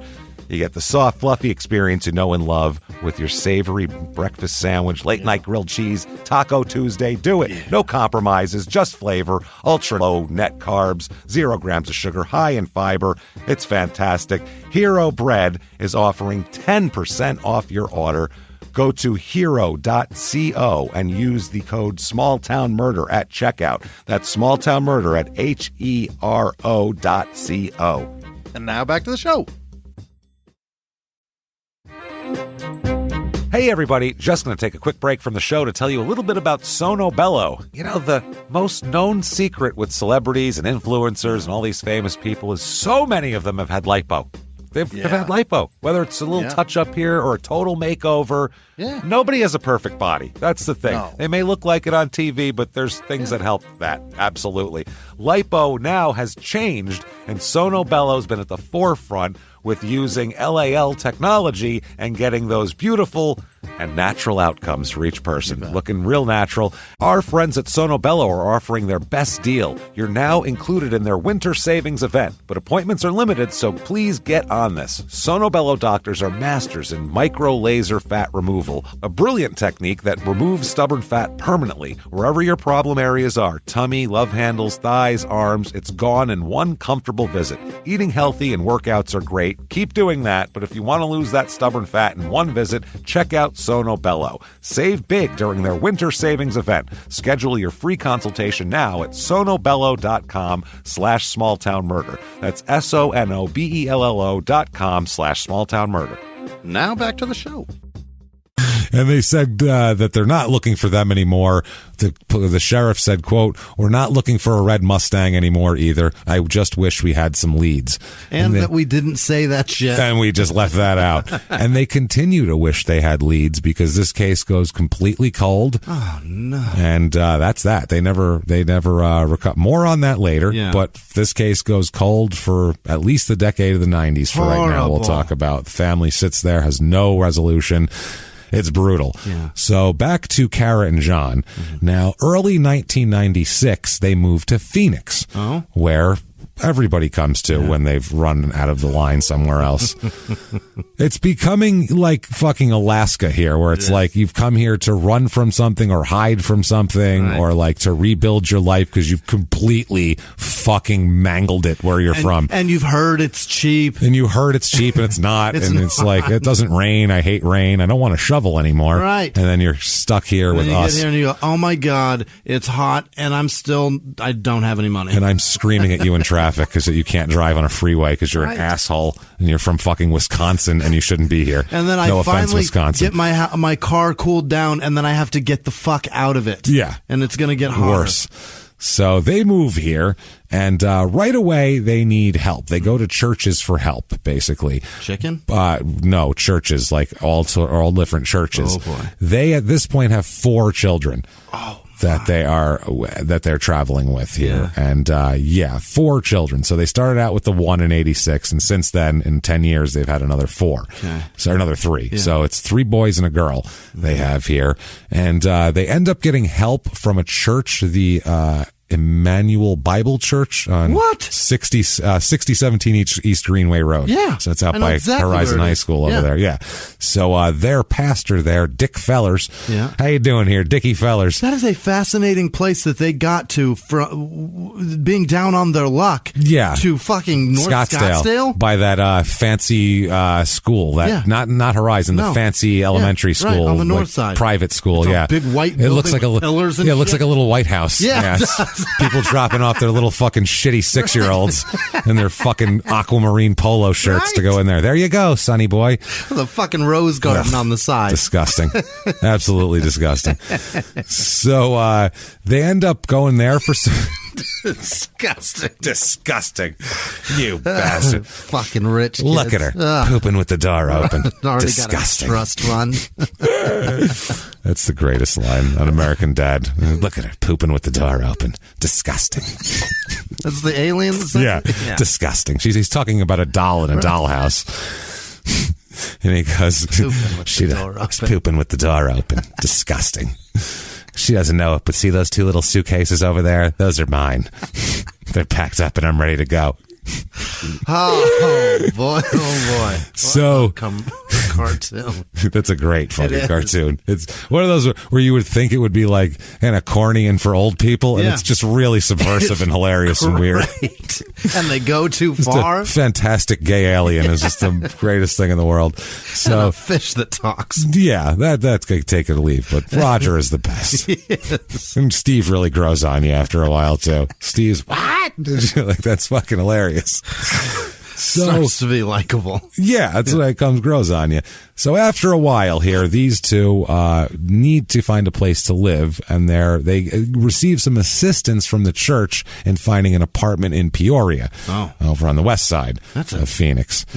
Deep ride for that check from the church to get to. Yeah, it's probably just cheap, I would assume, over there. Because I know I used to serve papers over there, and there's some complexes in Peoria where it would be like, okay, got my one box cutter, got my other box cutter, and head on a swivel. Let's do this shit. It's fucking dangerous. Something off of Grand Avenue. Yeah, I wanted some shit like that. Now, at this point in their life, we haven't talked about them in a while. We don't know what they've been up to since they were having kids and hitting each other with frying pans. And being on drugs. Yeah, 10 years ago. Well, this is, 96. They're in Peoria. The landlord over there, Carol Todd, she knows them well. She says, quote, he would smack his wife around a bit. Oh, boy. She would come into the office crying. I would sit her down and talk it out. How about call the cops? Jesus, she's getting the shit beaten out of her with 4 kids. So she said that, and a bunch of other people around the complex said that the kids, the 3 sons and the daughter that they had, who are at this point are like, between 7 and 11, just complete. They're just left to their own devices. Latchkeys in an apartment complex. Yeah, their parents are crackheads. So they don't really have a lot of supervision. They said that they would scour the neighborhoods, begging for food and asking people for money, and even asking people to give them if they could have money so their dad could get cigarettes. He would send his kids out to bum cigarette money off of neighbors, which is. I don't even know what the fuck to say about that. That's just, I have no how do you not shame, no pride. Well, worse than that, how do you not I don't get it. This is rock bottom. Rock fucking bottom. That's it. I need help. Right. I need to stop what I'm doing. In 96, cigarettes were $2. Yeah. You're running kids out to go get $2. And out here they used to sell those GPCs or whatever. They're like $1.29 a pack or some shit. Absolutely. Dude, yeah, you don't need to, you could scrape up change, asshole. Wow. So yeah, it's gross. Also, a neighbor here, a woman named Diane, said, quote, the boys were little monsters running wild through the apartment complex. Another neighbor said the children would sometimes roam the neighborhood late at night without any supervision, between 7 and 11, just roaming the streets. And it's not a great neighborhood. Peoria. It's tough stuff. They're in a shit area, and they're just letting their little children wander around aimlessly. Carol Todd, again, the manager, said, quote, Sanzing and his wife really know the welfare circle. They know how to get this agency to pay the rent, this one to pay the lights, and this one to come up with the food. Which, if they needed that, would be good. I want people I don't want people to starve and not have places to live with their children. It's good that those resources are known. Yeah, but there are crackheads that know how to work the system, and they know how to. It's to maintain being a crackhead. That's what I mean. Right. They have jobs. They work. They just spend their money on drugs, and then they go to charitable places for things for their kids and for food, and because then they can go, we have no money for food, and people will give them food money, but they can't buy the food first and then say, can we have crack money from the church? So they spend their money and then get the food from the church. It's usually how it goes. That's how it works. So you know how things are. We finance everything. We've got the rent paid, the lights are on. Pretty sweet. We got water, everything but crack. Everything but the crack. Yep. If only we could make it a little more for the crack. Can you help? Then I wouldn't have time to smoke the crack, though. We need to rethink our strategy. So they need a new home at some point here. They want a new home. They get kicked out of a couple different apartment complexes for obvious reasons. Right. So they contact Pastor Fellers there from the church up on Greenway by Horizon there. So they contact him in November of 97. Okay. They contact him and... oh, my God, I'm running all over those neighborhoods at this time. Oh, yeah. You might have just run into this guy here. Sweet Jesus. So he's asking for... he asked them for food, for housing. Can you help us get a place? Can you help us? We're homeless at this point. They were homeless. Just living in a car, like they had nothing with 4 kids in Phoenix, which is not easy to be homeless in Phoenix. No. I would not advise homelessness in Phoenix. No. Like, I've heard people say, and like this is funny because you hear people like that don't read, just talk shit, and I've heard people like in rural areas spout like California, that's all they just love having the homeless people out there. And it's like homeless people go there because the fucking weather allows you to be homeless and not die. Right. That's why they're there. Yeah. That's why they're there. I'll tell you what, if Nebraska was 74 degrees year round with an ocean breeze, you'd be fucking packed with homeless people no matter what you thought of them. Right. That's the point. So people go where the climate and where everything's better. Phoenix, bad place to be homeless. Like Minneapolis, not a good place to be homeless. Outdoor living is it's amenable. You can do it. We had over 50 days of 110 degree plus days here. You will die here if you're homeless. So you can't do it. The police find them all the time. Oh, just dead. You know where the ditch is, where the water runs off underneath the concrete? They slide in those to try to cool off, to get away from the sun and sleep in there, and then they fucking die in there. It's still hot as fuck. Yeah, that's horrible. Because it's a concrete box. Yeah, and you're going to sleep in there? That's awful. Over. That's fucking awful. It's terrible, man. This pastor wants to help them. Mm-hmm. He said, quote, "I had them in my home. They spent 2 nights. I never saw any violence or cruelty on their parts toward each other or the kids." You're not going to beat your wife at the pastor's house. Yeah. Turn around, pastor. Whap. Jesus Christ. He says they got them into a house, as we'll talk about in a moment, with assistance from they have a service agency they work through. It's like some charity thing that helps people try to find.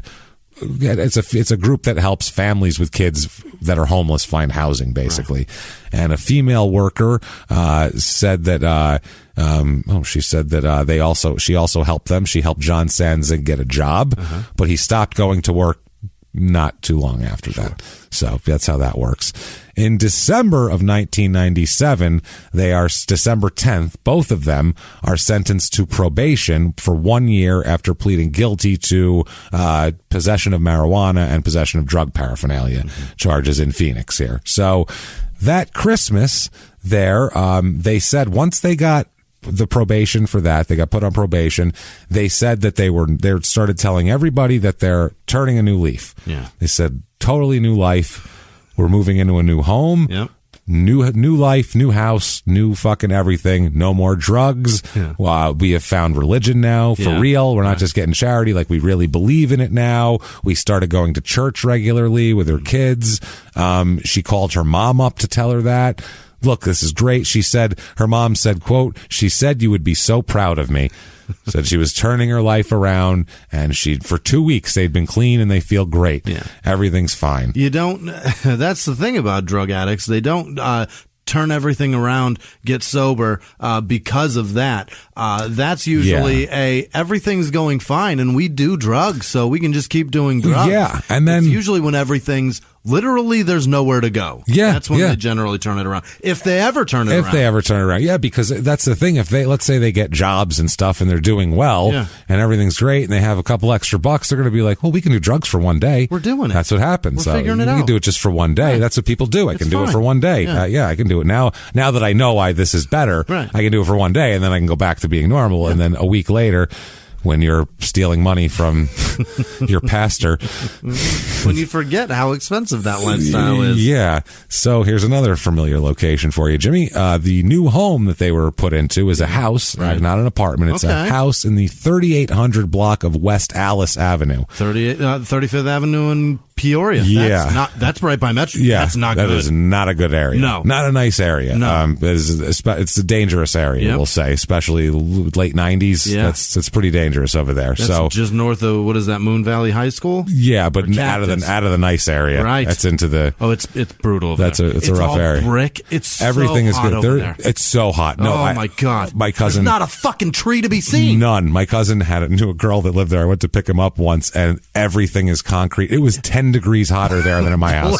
I lived 8 minutes away. Right. It was 10 degrees hotter. The only shadows are from concrete. the fucking utility pole. Yeah. You gotta stand in the shadow of one of those. Everybody has the rock front yards. Yep. No one has grass. Right. It's just it's fucking brutal. So it is hot. At this point, the kids are between 9 and 13 here. And so they're moving into this house, like we said, in December. And then February of this year, things start to turn around a little bit. Okay. Not for the best, as you might imagine. February 20th through 24th, basically, of that year, John has they go through $2,000 worth of crack in 4 days. My. So I feel like somebody got a 2-week paycheck and just bought crack with it, basically. Or they both got their paychecks and just bought crack with it. Right. So they spent... Wasn't it like their third paycheck of the month, when you get paid? Yeah. 2 weeks? Like, that's a freebie. There's no taxes out of it? That's a freebie, baby. Woohoo. This is our crack check. Yeah, crack check. So they spent, in 4 days, they spent every dime they had and had traded everything they could for cash for more drugs. In 4 days, they went from everything's great to spent all their money and sold everything they had for crack. Wow. 4 days. Sunk it all. Turned it around quick. Yeah. A quick turnaround. Now, the next day, February 24th, he said that he had smoked some crack earlier in that afternoon, but they were out of crack and out of money and didn't know what to do. It's a rainy day, February 24th, 1998. Okay. And those rainy, cold Phoenix winter days, that's the thing you don't get, too. Phoenix is cold in the winter. Yeah. It's not like Utah snowy cold, but it's not. It's not 80 degrees in the winter. It's not comfortable cold. People think, it's probably like San Diego, or it's like 100, but it's like 110 in the summer, but then it's like 78 in the winter. No. It's like 52 in the winter. It's fucking cold. So and it'll be in the 20s at night. Sometimes, the 30s. It's chilly. And desert cold, it's fucking cold. That's the thing. 50 here is different from New York 50. Yes. New York 50, you could have a fucking t-shirt and a windbreaker. 50 out here, you need a fucking parka because it's dry and it cuts through you like a knife. It's brutal. So it's cold and rainy and whatever. So this day they have no more money left, and the kids, they have 4 kids that you need to feed. Kids tend to eat. Right. One thing about kids, they never stop eating. Boy, oh boy. You figure you feed them on a Monday, they'd be good for a while, like a snake, but they're not. They just need more food for 2 weeks. They just need more food and more food. It's ridiculous. There's never bottomless pit, these fucking kids. Remember we got devil dogs shipped to us? They're fucking gone. My son ate 2 boxes playing Xbox in one night. And now he's a diabetic. So we're going to start a fund to get Jimmy's son a prosthetic foot. Because he ate 2 boxes. I woke up in the morning and there's wrappers. He didn't even get them in the trash yet. He just opened the pantry, threw the wrappers in, and grabbed another couple. Oh, my God. I'm like, what the fuck are you doing, man? And he goes, these are really good. Where do you get them? And I'm like, thank Christ you can't get them here. The Northeast, asshole. Not here. Those flew on a plane for you, you cocksucker. Jesus. Those pound cakes are ridiculous. Unbelievable. The Drake's pound cakes. That's much better than the Entenmann's. Oh, God. They're much so better. Good. I can eat them. I want to get a whole box and just stack them up and get a thick piece and just fucking eat them all. They're so good. That and the ring dings are wild too. Oh, I'm so happy. Ring dings with a glass of wine, James. Try that. Really? Oh boy. Well then, I know what I'm doing tonight. It's like darkish chocolate. It's not necessarily dark chocolate. Yeah, and I hate dark chocolate, milk. but it's darker. It's its own. It's like a devil's food. Right. That's what it is. It's the devil's food. I think, the chocolate glaze around it it's is like a darker chocolate than milk. But it's not milk. It's still sweet. Right. But it's not bitter. It's with good. A glass of wine, I can see that. It. Oh boy. So we're going to be doing a new podcast called Snack Cake Pairings, where we are going to pair all sorts of snack cakes with different wines. We're going to discuss an Entenmann's coffee cake with a Bordeaux tomorrow. So tune into that. I'm going to teach you what Chardonnay pairs with a Twinkie. That's right. Holy shit. So on this day, February 24th of 1998, rainy day, John contacts the church, the Living Springs Church, for food. He requests they deliver food. They have boxes of food they deliver to people. They still do this. All food banks. Yeah, lots of people do, but this is delivery. They actually do it, a service. So this is free HelloFresh? Yeah, basically free HelloFresh. So he calls the requests, and they say that he gives the church secretary his name and his home address for delivery. They said they'll send somebody later in the afternoon. Now, after that, he calls his wife, Kara, who's at work.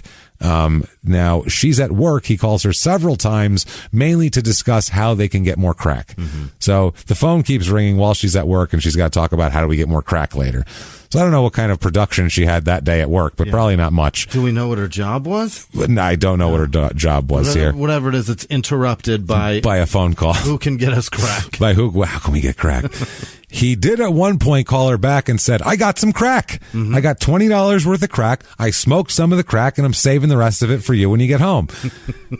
That's a couple that they do a lot of things together. If they're, I'll save you the crack for the rest of the crack. But that's nice. At least he's saving it for her. So she says that she could tell he had smoked crack from the sound of his voice already. He was happy. He was also he's jittery and everything else. She said she returned home from work a few hours later, and he was not acting normal, is the way she put it. Also, she said he told her that he had called the church and arranged for delivery of some food. She got home about 3:20. That's when they smoked the rest of their crack. By the way, kids are home. Yeah. So you smoke crack around the kids. That's smart. Kids are home here, and while they're there smoking crack, they discuss, okay, here's what we're going to do with the kids. It's them and their 4 kids in the living room, and they're like, whoever they send with this box of food, we're totally going to rob them. Uh-huh. We're robbing this person. We need more crack money. So they're bringing you a box of food, and you're going to rob them further. They don't have the blue bag, the blue bank That's bag. What I mean. There's no money. It's not a grocery store. It's free. It's charity. No money. They have a personal stash here. So they end up, the church sends a woman named Elizabeth Calabrese. Trudy, everybody calls her. Trudy's 41. Okay. Calabrese is not her name. She married a Calabrese. Yeah, she's like a blonder woman. Her husband, though, I think what's his name? Rosario. He's very Italian. So anyway, she is a mother of 2 children. She does volunteer work at the Living Springs Assembly of God there in El Mirage Road in Glendale. Oh. She does lots of charity work.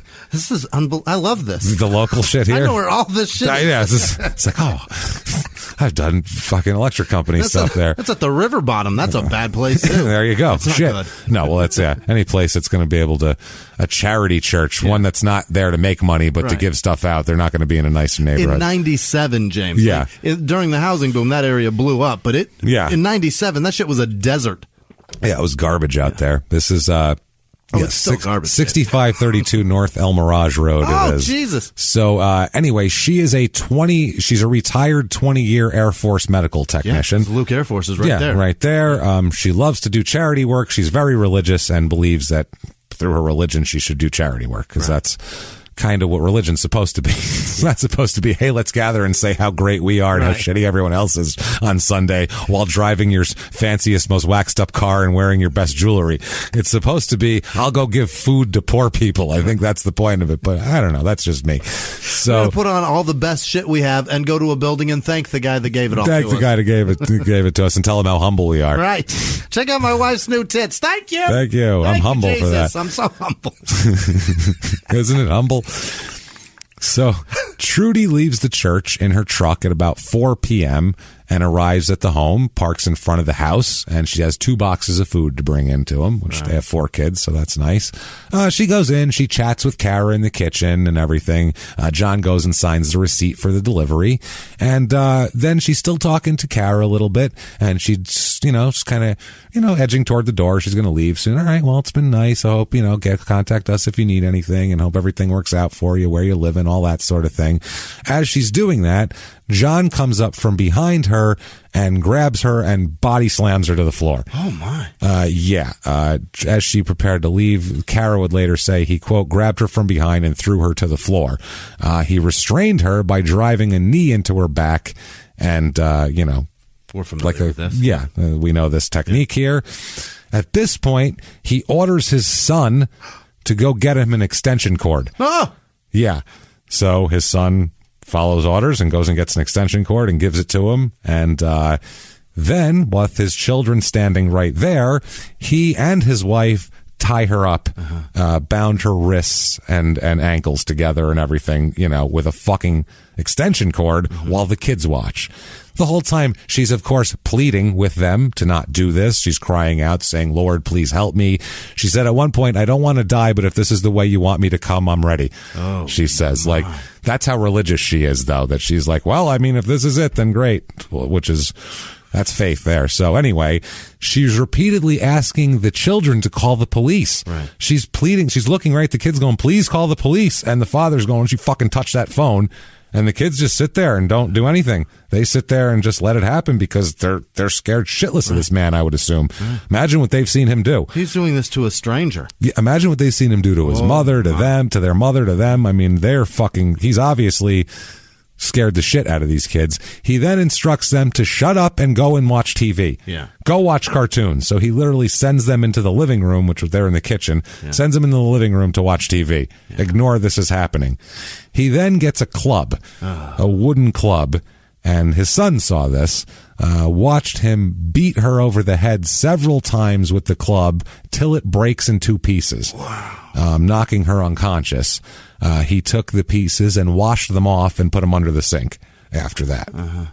So he leaves her on the dining room floor unconscious and tied up with an extension cord, and takes her keys and moves her truck to a parking lot of a strip mall nearby. Right. So, it's not drawing attention. Yeah. And then comes back in the house.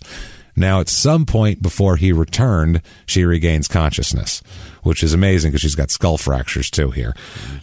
Upon his return, Jesus Christ, his wife is there, his kids are there. He drags her into the bedroom after this. Okay. Kara then watches him rape her. Oh my. While she's hogtied too. Children can hear this. Yeah. They're right in the next room. Doors open. This isn't like a private matter or anything. While this is happening, eventually and we'll talk about this, she said that, he took about 15 minutes to subdue her at first took about 15 minutes from body slam to dragging her in the bedroom is about 15 minutes. She fought a lot in the beginning. And that's why he hit her with the club. He grabbed the club, and apparently he told her, if you don't stop fighting, I'm going to hit you in the head. And she tried to fucking struggle because, Jesus Christ, she's a human being. And so he hit her in the head. So then, he told the children not to call 911 and all that sort of shit, which is wild. So Jesus Christ, he ends up dragging her in there. He rapes her. He then stabs her 3 times. Now, the wife, Kara, says she saw him pushing the knife into her and grinding it hard. Like, this is not robbery. This is not robbery. Oh, this is disgusting. When he's done with everything, killing her and everything else, he throws a pile of clothes on top of her and leaves her on the bed for a while. Oh, boy. The children saw that, too. Yeah. They all saw her there. An hour later, he calls their drug dealer and gets some crack. He takes her jewelry. We'll find out from an interesting source how much money she had on her, but he takes her jewelry and trades her a ring for some crack, and then calls up another hour later a different dealer and trades a necklace for some crack. So, yeah. You're out of shit. Now what? You know what I mean? You got a body. During the attack, by the way, while he was sexually assaulting her, he put a sock in her mouth and put 2 plastic bags over her head and tied them with cords and a necktie. Oh, my. To keep her quiet there. So think about that, how horrifying this fucking is. Absolutely fucking horrifying. The medical examiner says that she will later on say that she lived several minutes after being stabbed. suffering and bleeding out here.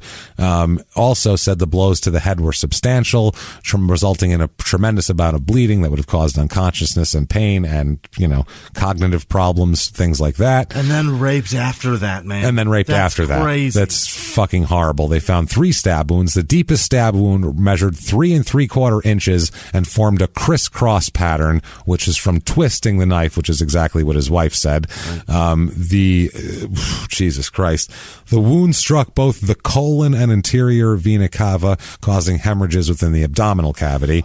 That's why she bled for several minutes first. The other wounds penetrated her stomach, large intestine, and kidney. So it was brutal. The stab wounds would have caused pain and not resulted in immediate death, they did say. After this, they said right when he was done, he looked out the dining room window to make sure nobody was watching the house, nobody was looking for her or anything like that, because he's cracky too, so he's all paranoid. He then took her jewelry off, covered with laundry, like we said, engaged in 2 different drug transactions, and traded jewelry for crack.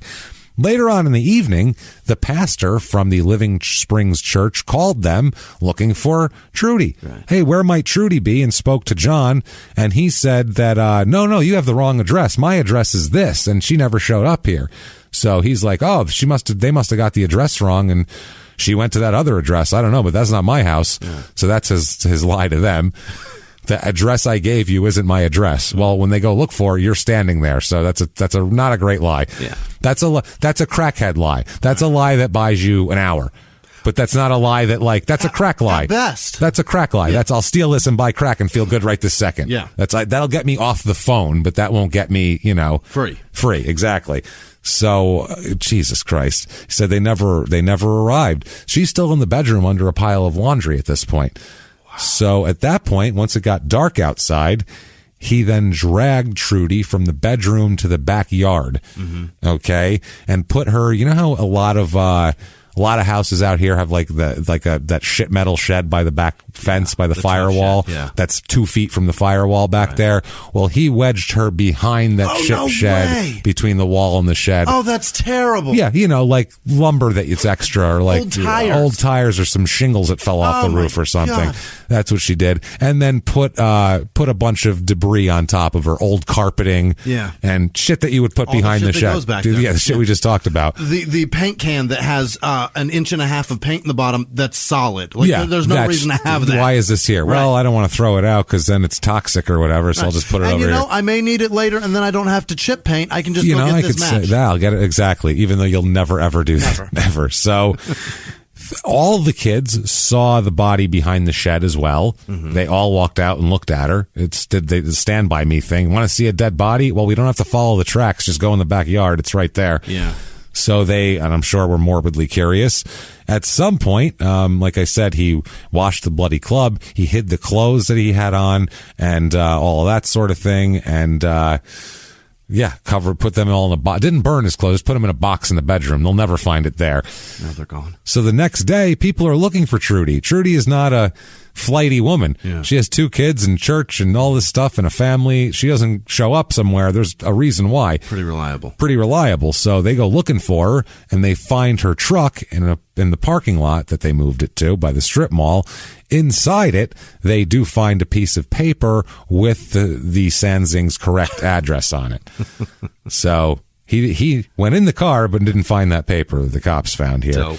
What an idiot. So then the police go to their home to knock on the door, and while they're doing it, they just walk around the yard as if they're, whatever. And didn't take too long to find a dead body behind the shed. Oh, Jesus. So the cops are just looking around. They're like, found something. Yeah. I mean, it's right there. Right. It's fucking obvious. Holy shit. So they pulled her out and they went, well, that's her. Oh, and they weren't home at the time.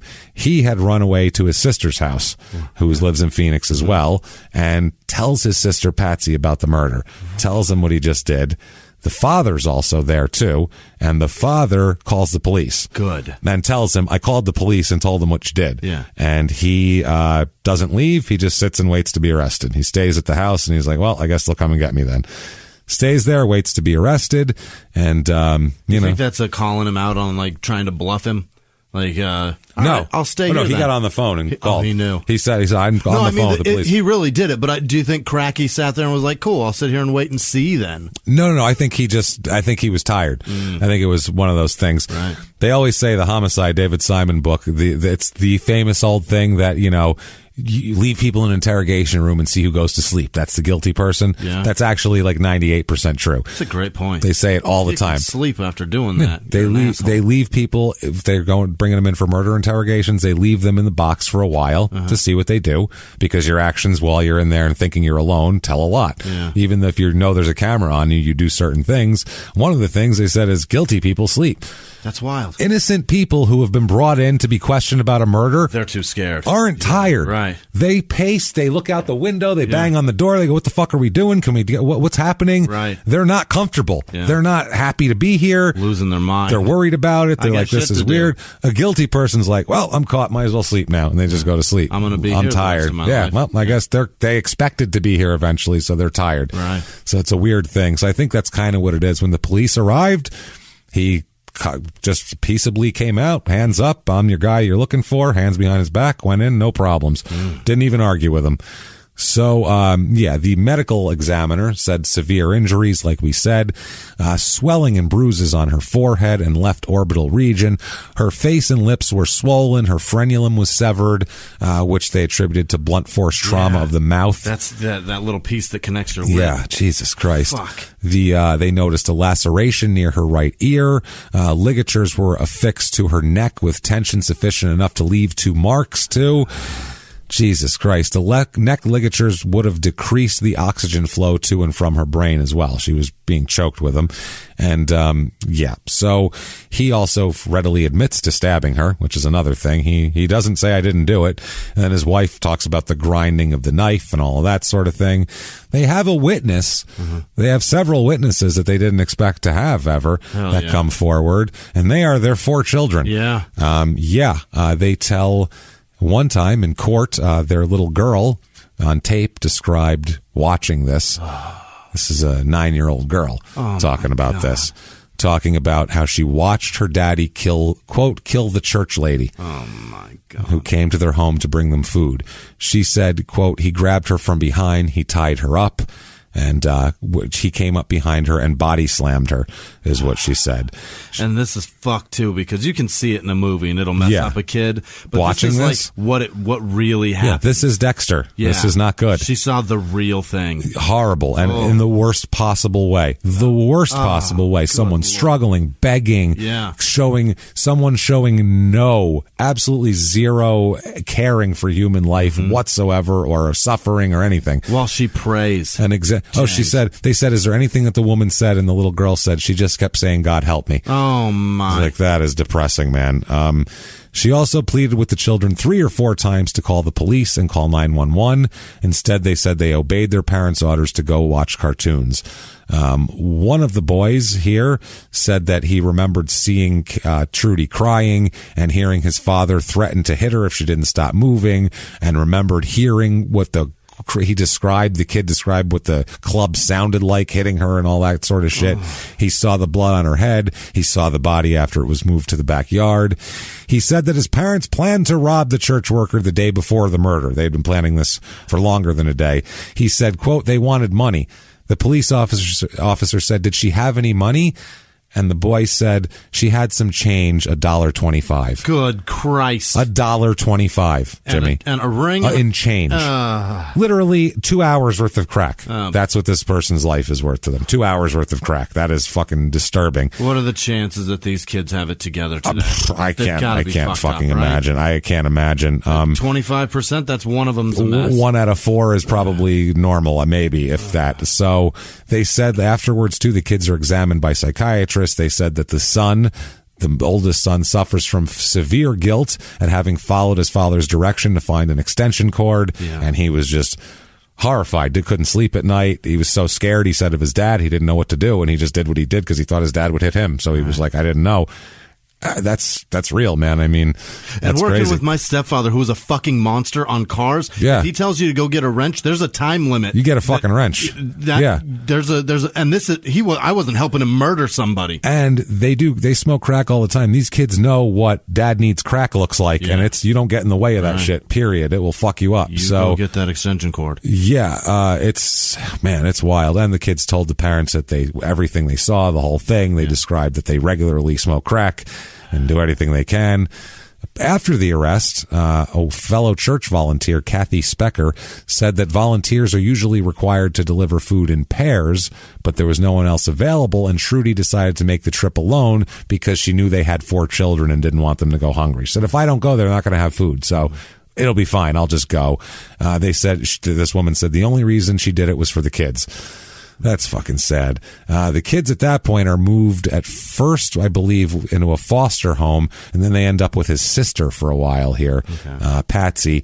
She said that she was trying to, the sister said, this has devastated the family. Well, no shit. Yeah. That's John's sister said that. What do you think of Trudy's family? That's what I'm saying. Patsy? Jesus. Now, as far as the church program, the food, you'd think maybe that wouldn't be going on anymore.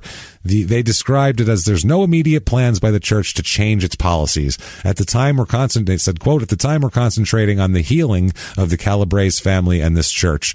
She also said the church, as an act of charity, is going to offer food, clothing, and other assistance to the Sanzing children. They're just really nice people, it sounds like. Her husband, Rosario Calabrese, he said that he does not hate the people charged with the killing. He said, I believe they are on drugs and do not know what they are doing. I know they have to pay the price before God, but I don't know what to feel. For someone... He's related to you. Hey, I don't know. I don't know. I don't hate them. I don't hate them. I mind my own business. They'll pay for it. For somebody that's religious like this is like the ultimate test of it. Is like, you always say God's will and God's will and God punishes and God forgives and all this. This is the test. Oh boy. And this person's like, he said, I don't even know what to feel, which you wouldn't know what to feel at that point. Yeah. So John does a jailhouse interview. Mm-hmm. In it, he says he's not perfect. He realizes that, but he loves his wife. Okay. Loves his wife, and he says that he doesn't want his wife getting charged too, because they're both charged with first-degree murder. I would hope so. Because she helped everything and didn't stop it. And he says that he loves her, and so much so that he said one time, this is him bragging, one time a furniture mover insulted her, and he assaulted the man with a weapon because the guy insulted her. So that's how much I love her. I won't even let anyone insult her. She'd never hurt anyone. Uh-huh. So, yeah. During an interview here, he said that he's not a crazy or violent person. He's just on drugs. And he said, this is wild. He said, I ended up killing her to put her out of her misery. That's why I did it. The misery you put her in. Yeah, he says he said he felt the night of the murders, he felt worse than horrible, he said, while he was killing her. How about when you were raping her? Right. How about that? Did you feel horrible about that while you were doing it? Pretty weird. Horrible. It's hard for me to Yeah, usually my fucking dick isn't hard while I feel horrible about usually something. It doesn't work very well. Yeah. He said, quote, my heart was beating so fast I thought I was dying. My head hurt. I felt like it was going to explode. He said once he started, he just couldn't stop. He said, quote, once I attacked her, I had to finish it up because I was going to jail anyway. Once you start something, you just can't stop. It's a Pringles commercial. Yeah, once you start eating Lay's, in a Pringle.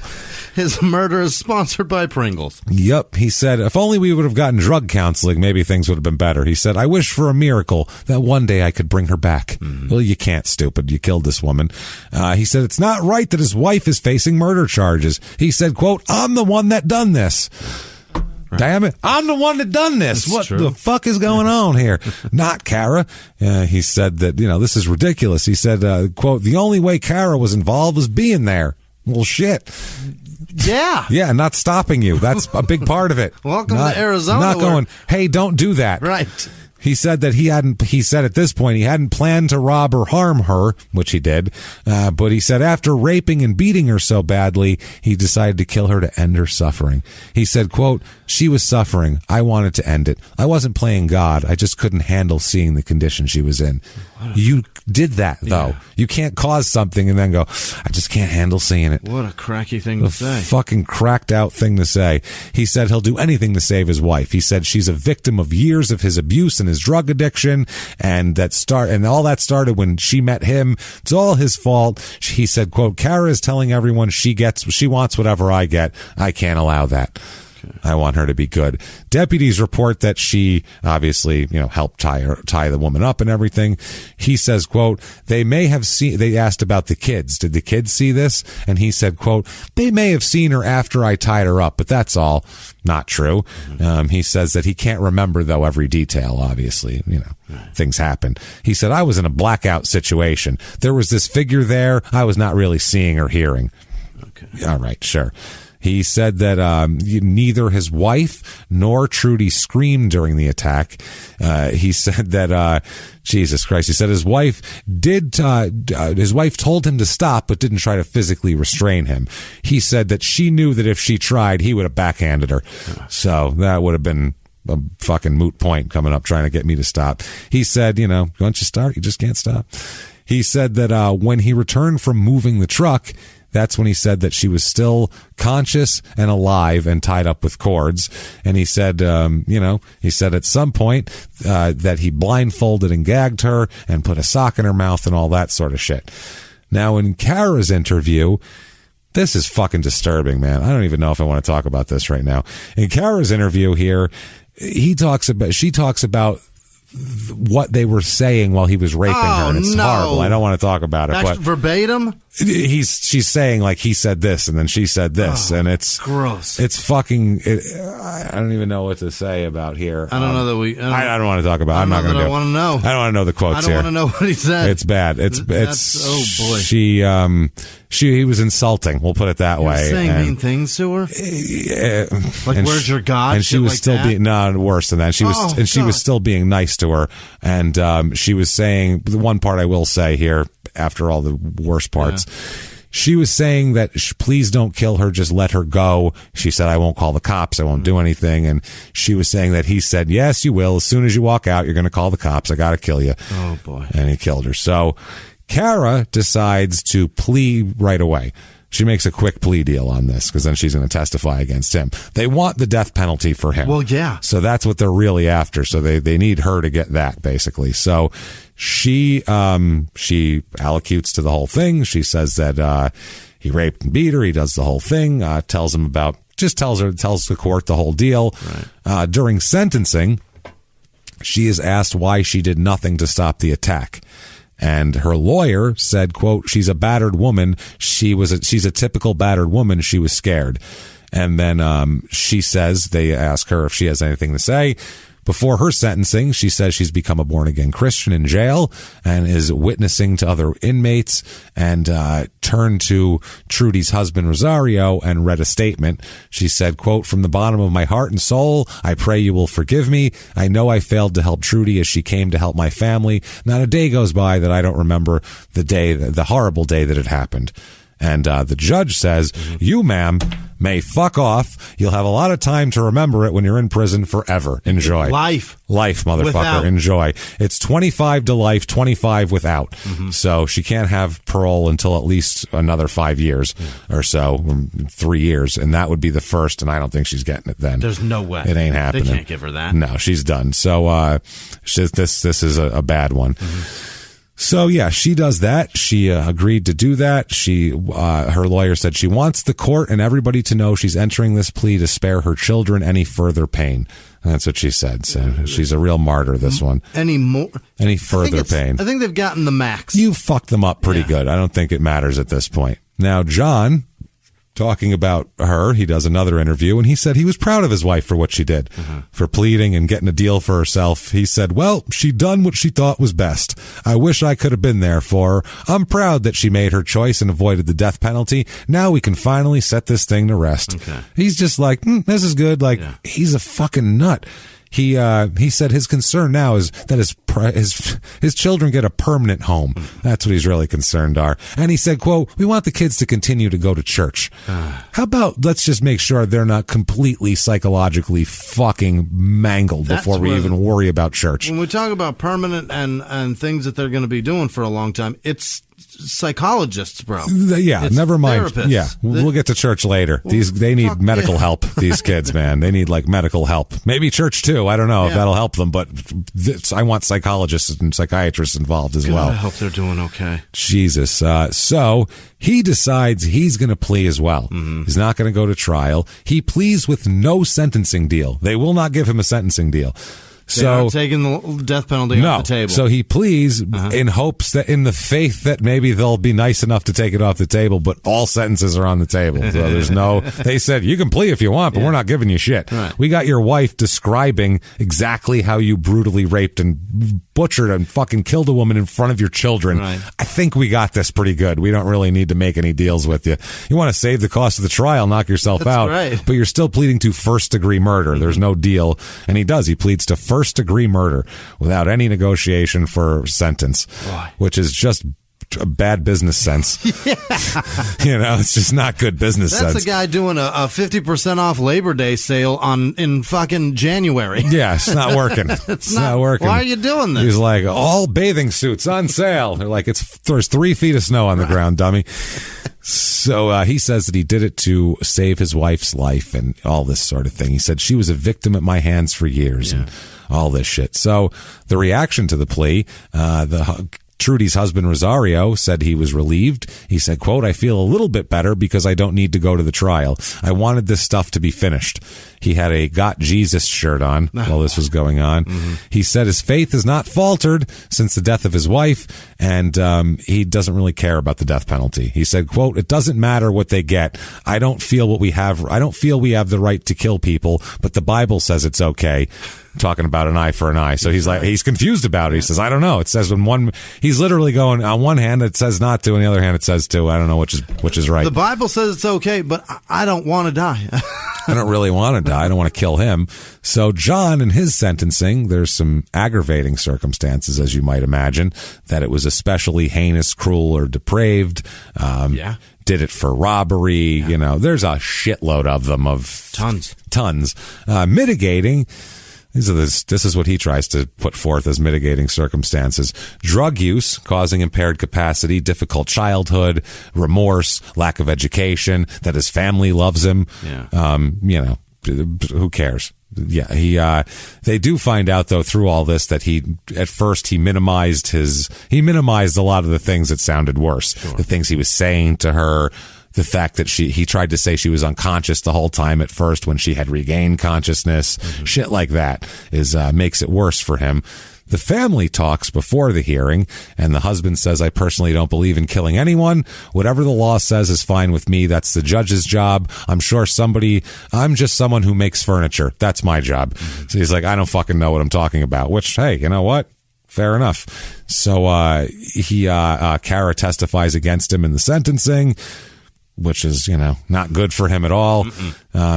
She describes her prayers and everything like that in court, begging to fucking not die. Even though we run a trial? Well, it's a sentencing. Okay. You got to have a hearing for sentencing because there's everything from 25 to life to death on the table. You basically hear the whole trial anyway. You hear all the real bad shit. Yeah. There's just no defense. Right. It's just here's all the bad shit, and then they go, but he had a rough childhood. That's your only defense. Oh, my. You can't impeach a witness for saying stuff. They used to call him Cotton Top.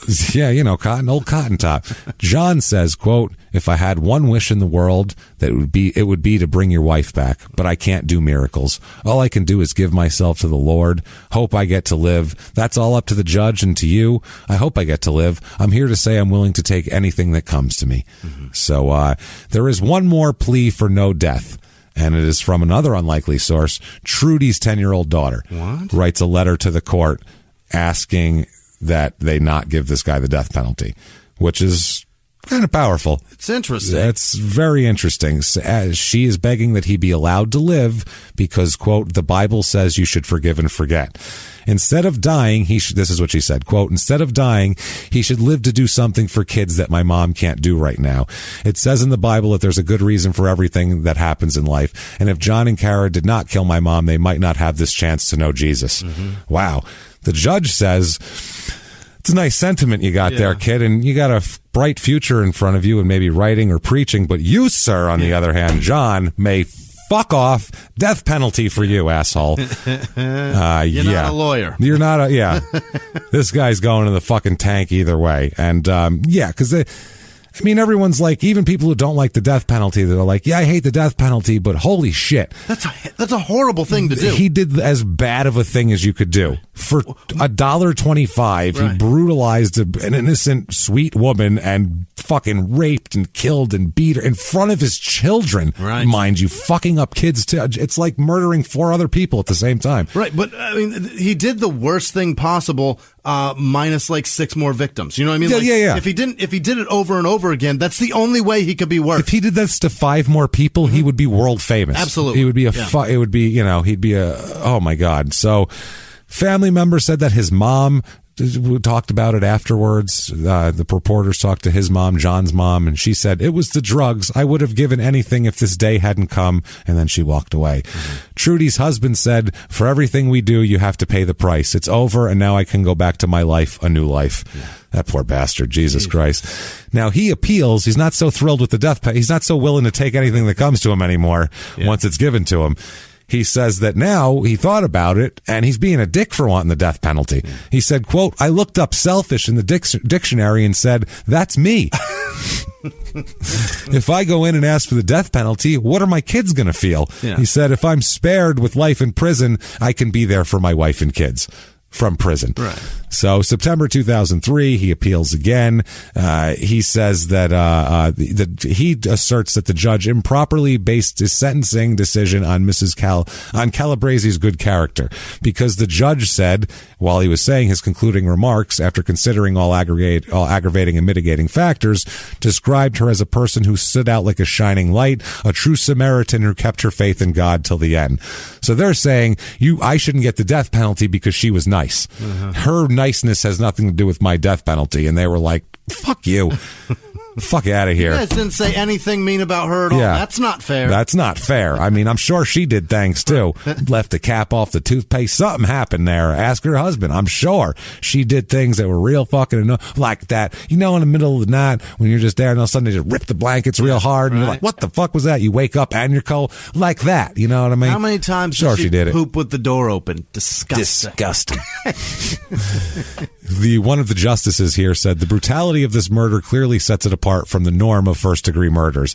Fuck you. Take a hike. That's penalty upheld. Man, you did everything but shoot her. You are a terrible human being. You're an awful, and then discarded her like she was like she was old carpet scraps. Discarded her with shingles and carpet scraps and old paint. You discarded her exactly the same way that you throw something away that doesn't fit in the trash can. Wait for bulk trash day, throw it behind the shed. Don't need that, exactly. When bulk trash comes. So time goes by. February 2013, another appeal in U.S. District Court. And, he appeared. This is habeas corpus. And he says that he's imprisoned and sentenced in violation of the Constitution, has 29 claims of all this shit and ineffective assistance of your asshole. And, my mother didn't fucking stick her tit in my face enough. Right. And they say, fuck off, asshole. Don't think so. That's the U.S. District Court there. August 2014 comes around. Remember Lucille Minor Johnson? Remember her? Oh, yeah. From Holladay, Utah? Right. The reason we did this. Yeah. Well, the police get a phone call from a man named Chad Sansing. Chad is John's nephew. Right. Chad tells the police that he's held this back long enough. He heard John and Kara arguing on at least 2 occasions and overheard Kara threatening John, saying that she was going to, quote, tell the police about that old lady he murdered in Utah. Oh, my. Heard this on multiple occasions. So maybe you guys would want to check into this. So they do check into this, and they submit scrapings from under Lucille's fingernails for DNA testing. Oh, thank you, 2014. But before that, the thing that connects them originally, before they even get to that, because to do all that testing, they go, let's do a quick thing first. They get his fingerprints and the son's fingerprints, who would have been 5 years old at the time, and test them against the Legos. Oh! They matched. Get the fuck out of here. They found the match on his son's Legos. A 5-year-old. And said, play with your Legos while I kill this fucking lady. Get out of here. Same son that had to get the extension cord, by the way. Oh, my. That's how they found it, was the Legos. Once the Legos matched, that's when they went to DNA, and they found out that John is, in fact, a match on Lucille's DNA scrapings under her fingernails when she fought back. So he killed her as well. Unbelievable. So there you go. Multiple murders in multiple states. He's one of the worst people on earth. He's terrible. Also, his wife admitted to detectives that he admitted to her near the time of the murder that he had also killed another woman. Oh, my. But they don't know if that's true or not. They said, quote, this is the police officer. Oh, I'm sorry. This is, the police officer. While in that home, it's clear Mr. Sansing bludgeoned Lucille to death, leaving his 5-year-old apparently in the living room to play with Legos. On those Legos were the fingerprints of Mr. Sansing's juvenile son. The daughter says they don't know each other. They're not acquaintances or anything, but if he came to the door with a 5-year-old and said he needed help, the mother would have let him in. Absolutely. That's probably what it was. And, DNA matches to fingernails and everything like that. They ask him about it. So, John, what the fuck?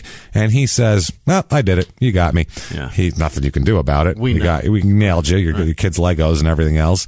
He said that he just panicked. He said that he went down the hallway and was trying to steal from her, and she caught him, and he panicked and couldn't do anything else. He also admits that his wife and children were also there.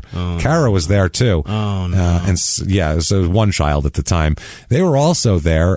He said that they were there when he killed her, but, quote, they were nowhere near her. They stayed down the hallway in the living room. So I'm sure it was fine. Yeah. But she was found in the front hallway with Legos around her. So like he drug her out there or something where the kid was. So this is fucking horrible. Beat the holy shit out of her. Broke almost every rib. Just beat her until she was, then strangled her.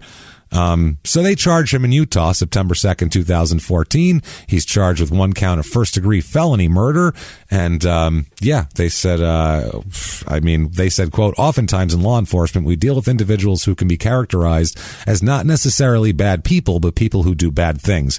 Occasionally, we run into individuals who are evil. He said that Sansing can only be described as that. This is an individual who perpetuated crimes that are just beyond belief. Yeah. I would say so. Her kids were thrilled with this because they thought it was over. It's been 23 years. Yeah. They fucking forgot all about them ever finding anything. And they just one day called them up and went, hey, we got the guy who killed your mom. Right. They were like, fucking for real? Awesome. Her son, the one who heard about it in the car, he said that, quote, I wasn't sure it would ever be solved because the length of time that was going on here. They were so thankful to the detectives who found it. And the son also said, quote, I think forgiveness is really what closure is. I think we already have forgiven Sansing. How does everybody... Who are these people? How do they do this? Yeah. I didn't want the death penalty for the lady who killed my great-grandmother because it's not going to bring her back, but I wasn't like, she's fine. Right. She's cool. We'll invite her over for Thanksgiving. If I saw her, I'd punch her in the twat. But I don't want to, It's unbelievable. Fuck, man. And, fuck. So her daughter said that she still... This had a huge effect on her. She said ever since this has happened, she doesn't like being alone in parking lots or walking out anywhere alone. She doesn't ever want to be alone. She said that she didn't have feelings of anger, though. She said, I just hope justice will be served. It is fascinating when you become a victim of something like that, how vulnerable you realize you really are. Every day, all day. All the time. It's constant. Fucking hard. It's amazing that your brain can cover that danger up. Yeah. My back is to the opening of this room, and I think about it constantly while we do this. Yeah, that's what I mean. You have to. While we talk about awful shit. Oh, murders and shit. I got you covered over here. So the dogs are sleeping right outside the door. Yeah, but I'm going to watch your face, and it's going to go horrified, and then I'm going to know that I'm about to die. Everybody's upstairs is dead. Right. So everyone's dead. Nothing's going to save me. Well, the dogs are gone. I have weapons around here. I have my gavels. I have like 5 gavels right next to you. I'll toss you one, and we'll just go double gavel attacking motherfuckers. I've got empty plastic bottles. Oh, one glass one. I have a sword around here somewhere. There's got to be something. I got a cricket bat. There's skateboards. I got a fucking cricket bat. There's that picture someone sent us with hypodermic needles in it. I'll stab you right in the eye with one of those fuckers. I'll rip it right off the painting. So anyway. It's horrifying how vulnerable you are. One question they have is, hey, if he did this one, do you think maybe he's got more murders that he did? Because he'll just bust into a stranger's house and fucking with his own kid. With a kid. He's got no boundaries, this guy. There's no way this is number one. And they said they were looking at him in connection with other unsolved murders. The cops said, we know there's similar homicides that occurred in that time frame from 89 to 91. So he's definitely someone we're going to be looking at for a long time. Run his DNA. Who the fuck knows? If his DNA isn't on shit, he could have bodies on him. Yeah. We have no fucking idea. And between 91 and 98, he didn't kill anyone else. Yeah. But he was on crack the whole time. And he's 21 impregnating a 16-year-old. He did shit when he was 15. Fuck yeah. He's in prison right now. He's in Florence. I found him. Here's a picture of him now. Boy, look at his stupid face. Cock face. See him. He's got no lips. What? He's the least lipped man I've ever seen in my life. Oh, he looks like a monster. Surgically removed. He looks like a guy who would rape a church worker and kill him. He's got no lips and all the eyelids. Yeah. That's drooping down. His DNA put all his lips on his eyelids. He's on death row. Good. He's waiting. From what I saw, he was working as a porter in the prison. I looked up. I found his infractions in prison as well. In 2000, he was written up for disobeying an order. 2001, he was written up for assault with a deadly weapon in prison. That's nice. In 2002, written up for disrespect. 2004, something about destruction of property on the prison grounds. And then 2012, assault on an inmate as well. So he's an asshole for his entire life. Asshole forever. How is he trusted with being a porter there? He was at first. Okay. And then it went away. Yeah. Now, Kara, his wife, here she is, if you want to see a picture of her. She's got like a cloudy eye at this point in time. It looks like she's like... oh, boy, I wonder if she was stabbed. I don't know. She's like got some weird... Looks like she's in an old movie here. She is also... Where did they move her to here? I can't find it. Horseshoe or something? Some that does it because they moved her around a bunch, actually. All over Arizona? All over Arizona. She gets moved all around. She's in there for life, though. She's got a life sentence. She seems to be working in the prison kitchen for the last few years. And has more infractions than John does. Wow. 99, when they first got in, disobeying order. 2002, possessing contraband. 2003, possessing contraband. 2004, selling or trading services. 2010, unauthorized smoking or tobacco use. 2012, promoting prison contraband, which means bringing it into prison, which is a major offense. 2012, obeying a verbal or written order. 2012, theft, possession of stolen property. Oh, she had a bad 2012. Real bad. 4 infractions in 2012, all in different February, March, November. They're all different. They're not even the same incident. And then 2013, disobeying verbal or written order. So found guilty on all of those as well in the court. And so is he found guilty on everything except with the assault with a weapon. He was found to be not enough evidence, John, in prison. But they're both in there. They're waiting to execute him. Who the fuck knows? But that is fucked, that story, is it not? That's a guy that certainly deserves his punishment. Yeah. He earned it. Well, yeah, we talked about it a lot. We're not big death penalty guys. I don't know what it solves. It makes people feel good sometimes or whatever, but obviously it's not applied correctly, and there's a lot of fucking problems. If one person who didn't actually do it gets killed, it's bad. At minimum, it keeps that guy from escaping ever. We know for a fact that this happened. Yeah. He admits it. Yep. His wife saw it. His kids saw it. The DNA says it. He did it twice. Right. Like, at least. Just hit this guy with a truck, for Christ's sake. Like, I don't care. Fuck this guy. We don't need that guy. The kids have to be a mess, man. They have to be. I feel bad. If they're not, we apologize. But I mean, if they're even remote, if they're not in prison, fuck, they're amazing. Their powers of perseverance are amazing if they're not in prison or on a very addictive, hardcore drug right now. Because I don't know how the fuck they could be normal, have a normal life. You have to, I mean, that's strength, and hopefully they got help. Right. If they were in foster care, I would hope that they could get some help, but if the foster care system here is terrible, so I don't even, it's fucking disgraceful. It's embarrassing. It's disgraceful. Yeah. Like, they'd be better off in Utah with the, with the Mormons. I don't know. Patsy's house. I don't know where the fuck they'd be better off, but that is a mess of a disaster. That's why I said it's a double loop roller coaster. You think it's over and it's bad enough, and you're like, fuck that guy, and then you're like, oh yeah, that too. How could he? Which is sort of worse because it's an old lady. Right. whose house you had to con your way into the house, like using a child. Yeah, like not just like I'm here to check. Can I use roof. your phone? Right. Anything. Like, my car broke down the street. Here's my kid. That's what they told me. And, right. Yeah, it was a car. Really? She said that she needed to use her phone because her car broke down. Asshole. Yeah, my grandmother's nice, and she was like, sure. And this is like a 20-year-old girl. She's like, yeah, no problem. I'd look them today. I mean, you look them in the face and go, you don't have a cell phone. Your life is a disaster. There's no way you're coming in my house. Yeah. If you don't, you don't even have a fucking you don't have burner. The minimum thing that an adult buys first. Go away. New season of Love After Lockup is out, and in every single one of them, the first thing they get when they come out of prison is they need a phone. Brand new first thing you get, phone, so you can communicate. I got to be able to talk. Yeah, well, that everybody is Holladay, Utah, and by proxy. Extension, Phoenix, Arizona, as well. So we did got a little local flavor in there for me and Jimmy and felt for you nice. guys. And I know where everything was. Felt nice till the church lady was brutally assaulted and killed and stuffed behind a shed. Apart from that, what a touching story. Addresses were nice. That was nice to hear, the familiar addresses and up in Utah. But yeah, for 23 years, they were just, everyone in that neighborhood was scared. They didn't know what happened. Anybody came to solicit or leave a flyer on the door, people were ready to call the cops or ready to shoot them, and they had no idea. Better get the addresses right every get that time. Shit right. You better hold that pizza out front like a fucking white flag. I have pizza. I remembered breadsticks. Put the weapons down. If this is the wrong house, this is yours anyway. It's your ass. I'm leaving it. Okay, I'm not. Fuck, I'm running. I'm leaving it and running.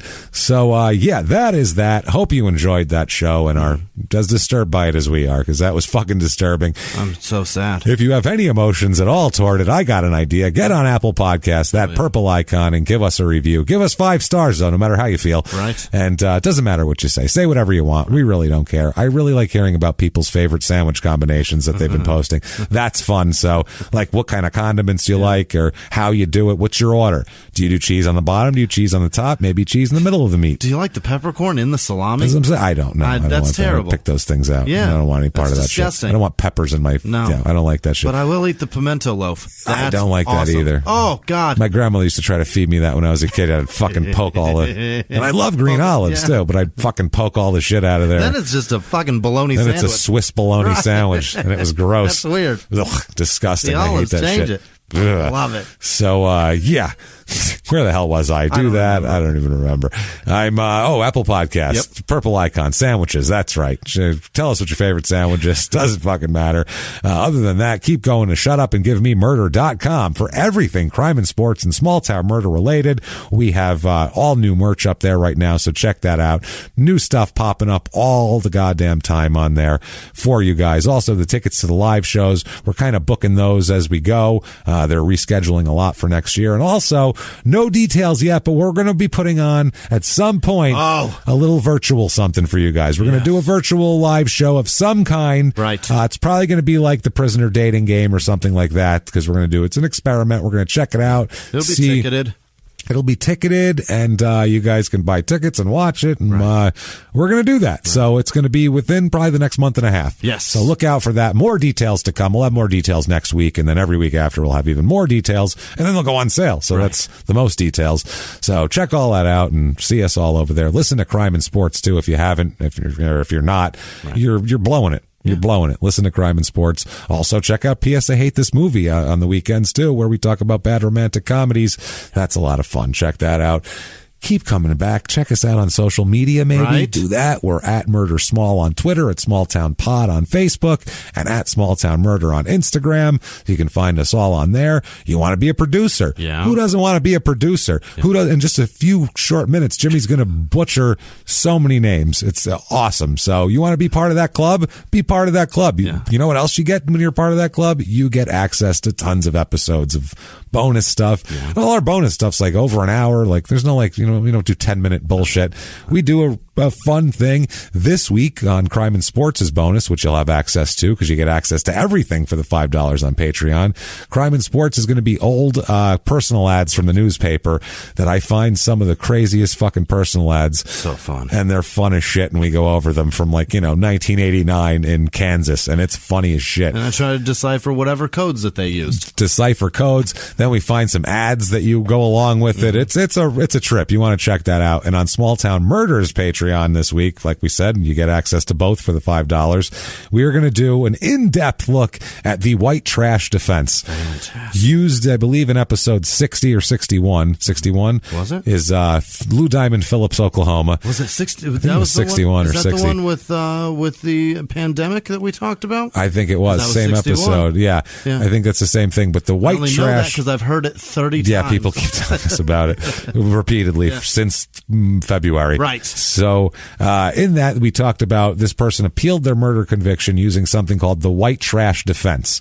And he meant it. This is a legal document. Right. Describing how describing how the jury couldn't possibly understand who he is and his lifestyle and horrible multiple murders he committed because they're not white trash. Right. Now, it wasn't that the whole jury, there was like 8 black guys, 2 Puerto Rican guys, and the whole jury was 12 white people. It's Phillips, Oklahoma. But he said they weren't white trash like he was. Right. They were fancy white people as opposed to he comes from a culture of white trash, which you need to understand to know why it's okay to rape and murder. I'm rednecker than you. Yes. So it's legally the way it's an amazingly put thing. And we went over it quickly at the very end of the episode when we did that episode, but we'll get into it in depth. And I found the book that it's based on and it's fucking hilarious. So we'll talk about that. You can get all that and more over at patreon.com/crime and sports. Anybody over the $5 level will have access to that. You just want to be a nice person and donate on PayPal and hear your name mispronounced by Jimmy. Very easy to do that as well.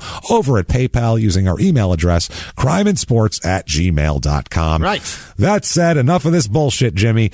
I've heard so much gross stuff in this episode and read it all night. I need to hear good things, like the names of the best fucking people in the world who would bring us boxes of food and we would never kill or rape. Hit me with them, Jimmy. This week's executive producers are Christopher Palcow, Christy Hunting, Troy Mungillo or Mungillo. By the way, Troy, I don't even know how to say thank you. Thank you so much. You're a hero. Really. Thank you. We truly appreciate the shit out of you, Troy. Thank you. Willis Tanya, it's Tanya Willis, by the way. Randall Martin, Jackie Sukup, Chrissy-Ann Castaldi, Donnie Keene, Jordan Bennett, Cindy Crenshaw, Sarah Ness, Crystal Cooper, Lisa Letterman, Jennifer with no last name, Arthur Weitzel, Lisa Love, David DeBlaker, I think, Kyle Westbrook, Keta, what is that, Keta? I think it's I think it's Keta Sorensen. I don't know. It's Hedda Sorensen. Oh, okay. And also Eric Jones. Thank you guys so much for everything you do. Truly, you're changing lives. You're amazing. Honestly. Other producers this week are Asia Dizardovic. Nope, Dizdarvich. I'm sorry. I'm going on. Jamie Lee Thomas, Lauren Demarath, Max. Nope. Yep, Max Beverly. Damn it. This is going well. Kelly, I know already. Kelly Redinger, Thomas Smith, Carl Doyle, Melissa Turner, William Bordwell, Haley Irving, Trey Volcanar, Janice Hill, James Martyr, Susan Olgis, Liz Vasquez, Peyton Meadows, Amanda Knight, Sarah Surridge, Melissa Letterman. I said that earlier. She donated both ways. Thank you. Selena Schmidtka. I think Danielle Swift, Rebecca English, John Windsor Hawkins, Andrea Webster, Samantha Ray Tuttle, Kyle Bailey, Brooke Kale, Brendan Abels, Grover McDiarmid, Finnemore Calderon, Justin Bain, Christy Morrison, Todd Albrecht, Joshua Barak, damn it, Stephen, what did I do? Lowney? Yep. Jason Lopez, Makako Norden, Donald Porter, Jesus. Hey. Melissa Stoops, Adam Kozman, Robert Larson, Courtney Cabral, Kendra Granis, David Tapia, Morgan 459, Mark Carver, Sarah Smolsky, Ben Escott. I really got to get a better pen. Trenam 71, Alyssa Stanley, Jen Cowherd, probably dude's wife. I'm sure it's Collins. It's got to be. Absolutely. Angelo D. Lloyd, Benedict Brooks, Nora Hammervick, Jacob Magyar, Sean with no last name, Cheyenne Quigley, Nathan Kendall, Margaret Burnett, Mark Gavani, Derek Zarda, AC, Ryan Hendricks, Brian Humes, Sam with no last name, Michael Renninger, Brandy Coulier, Yawen Zor Luan, I think, Damon Miller, Mary McKenzie, Deanna, nope, that's Diana, probably, Holgeson, Turner Stewart, Christy Lee Ramchuk, Ashley Johnson, Shelley Barrett, Lindsay with no last name, Katie Colahan, Dan Rogers, Joshua Allers, Tatiana with no last name. What is this? Raiden? Nope. Caden Vance, Tammy Valentine, regular John, Flynn Patrick, Brandon Page, Daniel Russell, Eddie with no last name, Ryan Baylor, Frankie Montpettit, Lisa Mariotti, Lashia Latova, I think, Latour. I don't know. I'm terrible at writing. Elizabeth Smith, Michael Bizzari, Kimberly. And reading. I know. Pronovost, Aaron Martinez, Amy Neville, Sherry Gilbert, Gina with no last name, Kim Thompson, Tina Major, Kim, with a Y, Atwood, Lee Furlonger. Jesus Christ, I'm sweating already. Caitlin Crawford, Katie Amour, Kristen with no last name, Kristen Bremer. Nicole Ellis, Philip Rogers, Wounded Flute, Robert Gott, Travis Botman, Darby with no last name, Terrence Ray, Chad Ritchie, Andrew Green, Jennifer Goff, Brooklyn Larimore, Diane Zimmerman, Emily Hoover, Jennifer Reilly, Nick Bennett, Skyla McGee, George Jackson, Don Whitus, Slade with no last name, Tyler Dubois, Michelle Fox, Katie Stowe, Sash Misciotti, nope, Massacote, Master, what are you talking? Mastodon. Mastodon, Stephen Dole, Aaliyah Mitchell, Joseph Mason. What is this? Kevin with a Y, Madsfield, Moosefield, Mooresfield. I know. That's different. That's not nice. No. Christopher Brock, Nibby with no last name, Nibby. Rachel Bordenaro. Nope. Jen Why? Yes. Have confidence in yourself, Drew. Yes. Bordenaro or whatever it is. That's the one. Nailed it. Connor Greenwalt, Jessica Somerville, Juan Evans. I almost pronounced the J. Maybe they pronounced their names wrong. That's the thing. Maybe you're right. That's we had never thought about that. We've never even considered that, though. You're right. Emily Milligan Thompson, Smalls with no last name, Jerry Lynn Knight, Amanda McMullen, William Perry, probably the fridge. Clancy Aaron Atkins, awesome. Charmaine with no last name, Sophie F, Olivia Mever, Mauer. It's Mueller. Oh, it's Mauer. It's a U, not a V. That's 6 different pronunciations you just got. Jean Sandridge, Jean probably, Charlene Bratcher, Mel Ackerman, Yannette Flores, Ryan Miller, Travis Haslam, Amanda with no last name, Isabel with no last name, Tanya Willis, Sonia Boer, Jay Bowe, Dawn Marie Howell, Rosa Nina Brito, Alejandra, Alcantar, all wrong. Don Smith, Shannon Hakey, Karen Edwards. Nope, that's Reynolds. Elkie Kelly, Nicholas Camrath, Liam Smith, Claire Archer Richards, Janica with no last name, Natalie Johnson, Gregory Ladle, Michael Trzynski, Elizabeth Taylor, Salty Admiral, Chase Randall, Kathleen Marsh, Whitney with no last name, Chelsea McAdams, Emily Marie, Madison Gwynn, Nick Breidenbaugh, Jesus, Marissa Whiteside, Sherry Mitchell, Emily Marie, I said that. Ryan with no last name, Christian Ubin, Danielle Rogers, Teacup with no last name, Mayor Maria, Jordan Craggs, Jesus, Matt Bush, Kelly Wilder Outlaw, Robin Back, Michael with no last name, Bat Mock, I think, Corey Osborne, Jason McIver, Nancy Keaton, Madison Peppers, Vicky Williams, Nikki, Ricky. Ricky LaFleur. Reggae. I think that's right. It might be Rocky. Rachel Spears. Laura Blakesley. She's been around a long time. Yeah, we love Laura. Thanks, Laura. Laney Korn. Trevor Morris. Tasha Walter. Ted Aspel. Matt Robinson. Tom W. Sandra Watkins. Joseph Weidenwich. What is this? Bowness.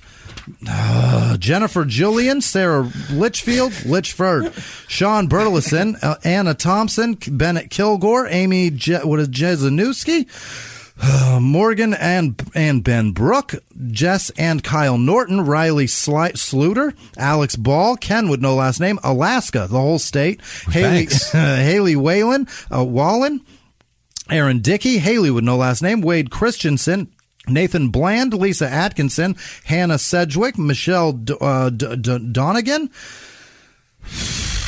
Craig Walters, Jason Bucom. It's going that well. I know. Allison Wrights, Tim Ashley, Leslie Blaze, damn it, Sonny Davis, Sean Collins, Amber Fields, Johnny Berkeland, Michelle Stalker, Chad Cooper, Michael Singleton, Le'Veon Bell, probably not, Kjartan Donater Tane Edmund, nope, sorry, Laura Bryant, Pammy B, Tyshawn Abdulaziz, Edward Arnold, Heather Hall, Holly Simek, Jenna Crow, Nicholas fucking what? Periscas, what? Why don't Italian? I just take? No, it's worse. It's worse. There's an Opolis. God damn it. Nicholas Periskevopoulos. He's Greek. Yep. Jenna Crow, Alyssa Tyler, Francisca Schmidt, Ashley Sams, Ellen O'Hara, Jessica Sheehan, April Prowley, Jennifer Proven, Stacy Parrott, Rev Lins, I think, Rue, maybe, I don't know, Kaylee Smith, Jenna Thorson, Josh Page, Nicole Delahunt, Kate Coleman, Shauna Moose, Heather Fowler, Cynthia Sofiantini, and also Dev, Laura, and EJ Husler, and all of our patron supporters. You guys are truly the most fucking amazing. Thank you. Thank you, everybody, so much for everything you do. Honestly, clearly we can't do it without you, and thank you so much for hanging with us and doing all this shit. Mind-blowing. We have so much more stuff coming up that you guys don't know about. We're going to be up your asses even more. We'll put it that way. If you like we're it, gonna good for you. Putting our stamp on some things, and we're going to be doing some things, and we got new stuff happening, and a live thing. We got a whole bunch of stuff, and it's because of you. It's because of you guys. So the next few months we have a lot more stuff popping off. So keep in tune and keep checking it out. Follow us on social media, and you'll hear a lot more than that. Yeah. What if they wanted to follow you or find you? How could they do it, Jimmy? It's on Instagram and Twitter at Whisman Sucks. That's it. There you go. What about you? Matt Jimmy P is funny, and you can follow me if you feel like it. And just do that. I don't know. I like Check us out. You can just copy and paste my name if you want, because you're not going to spell it right. But other than that, everybody, it's been goddamn crazy. Yeah. I think it's time to go wash ourselves thoroughly. I'm going to wash my eyes out and my ears out. So go wash my butthole. Let's go. Everybody out there, go wash your buttholes. And until next week, everybody, it's been our pleasure. Bye.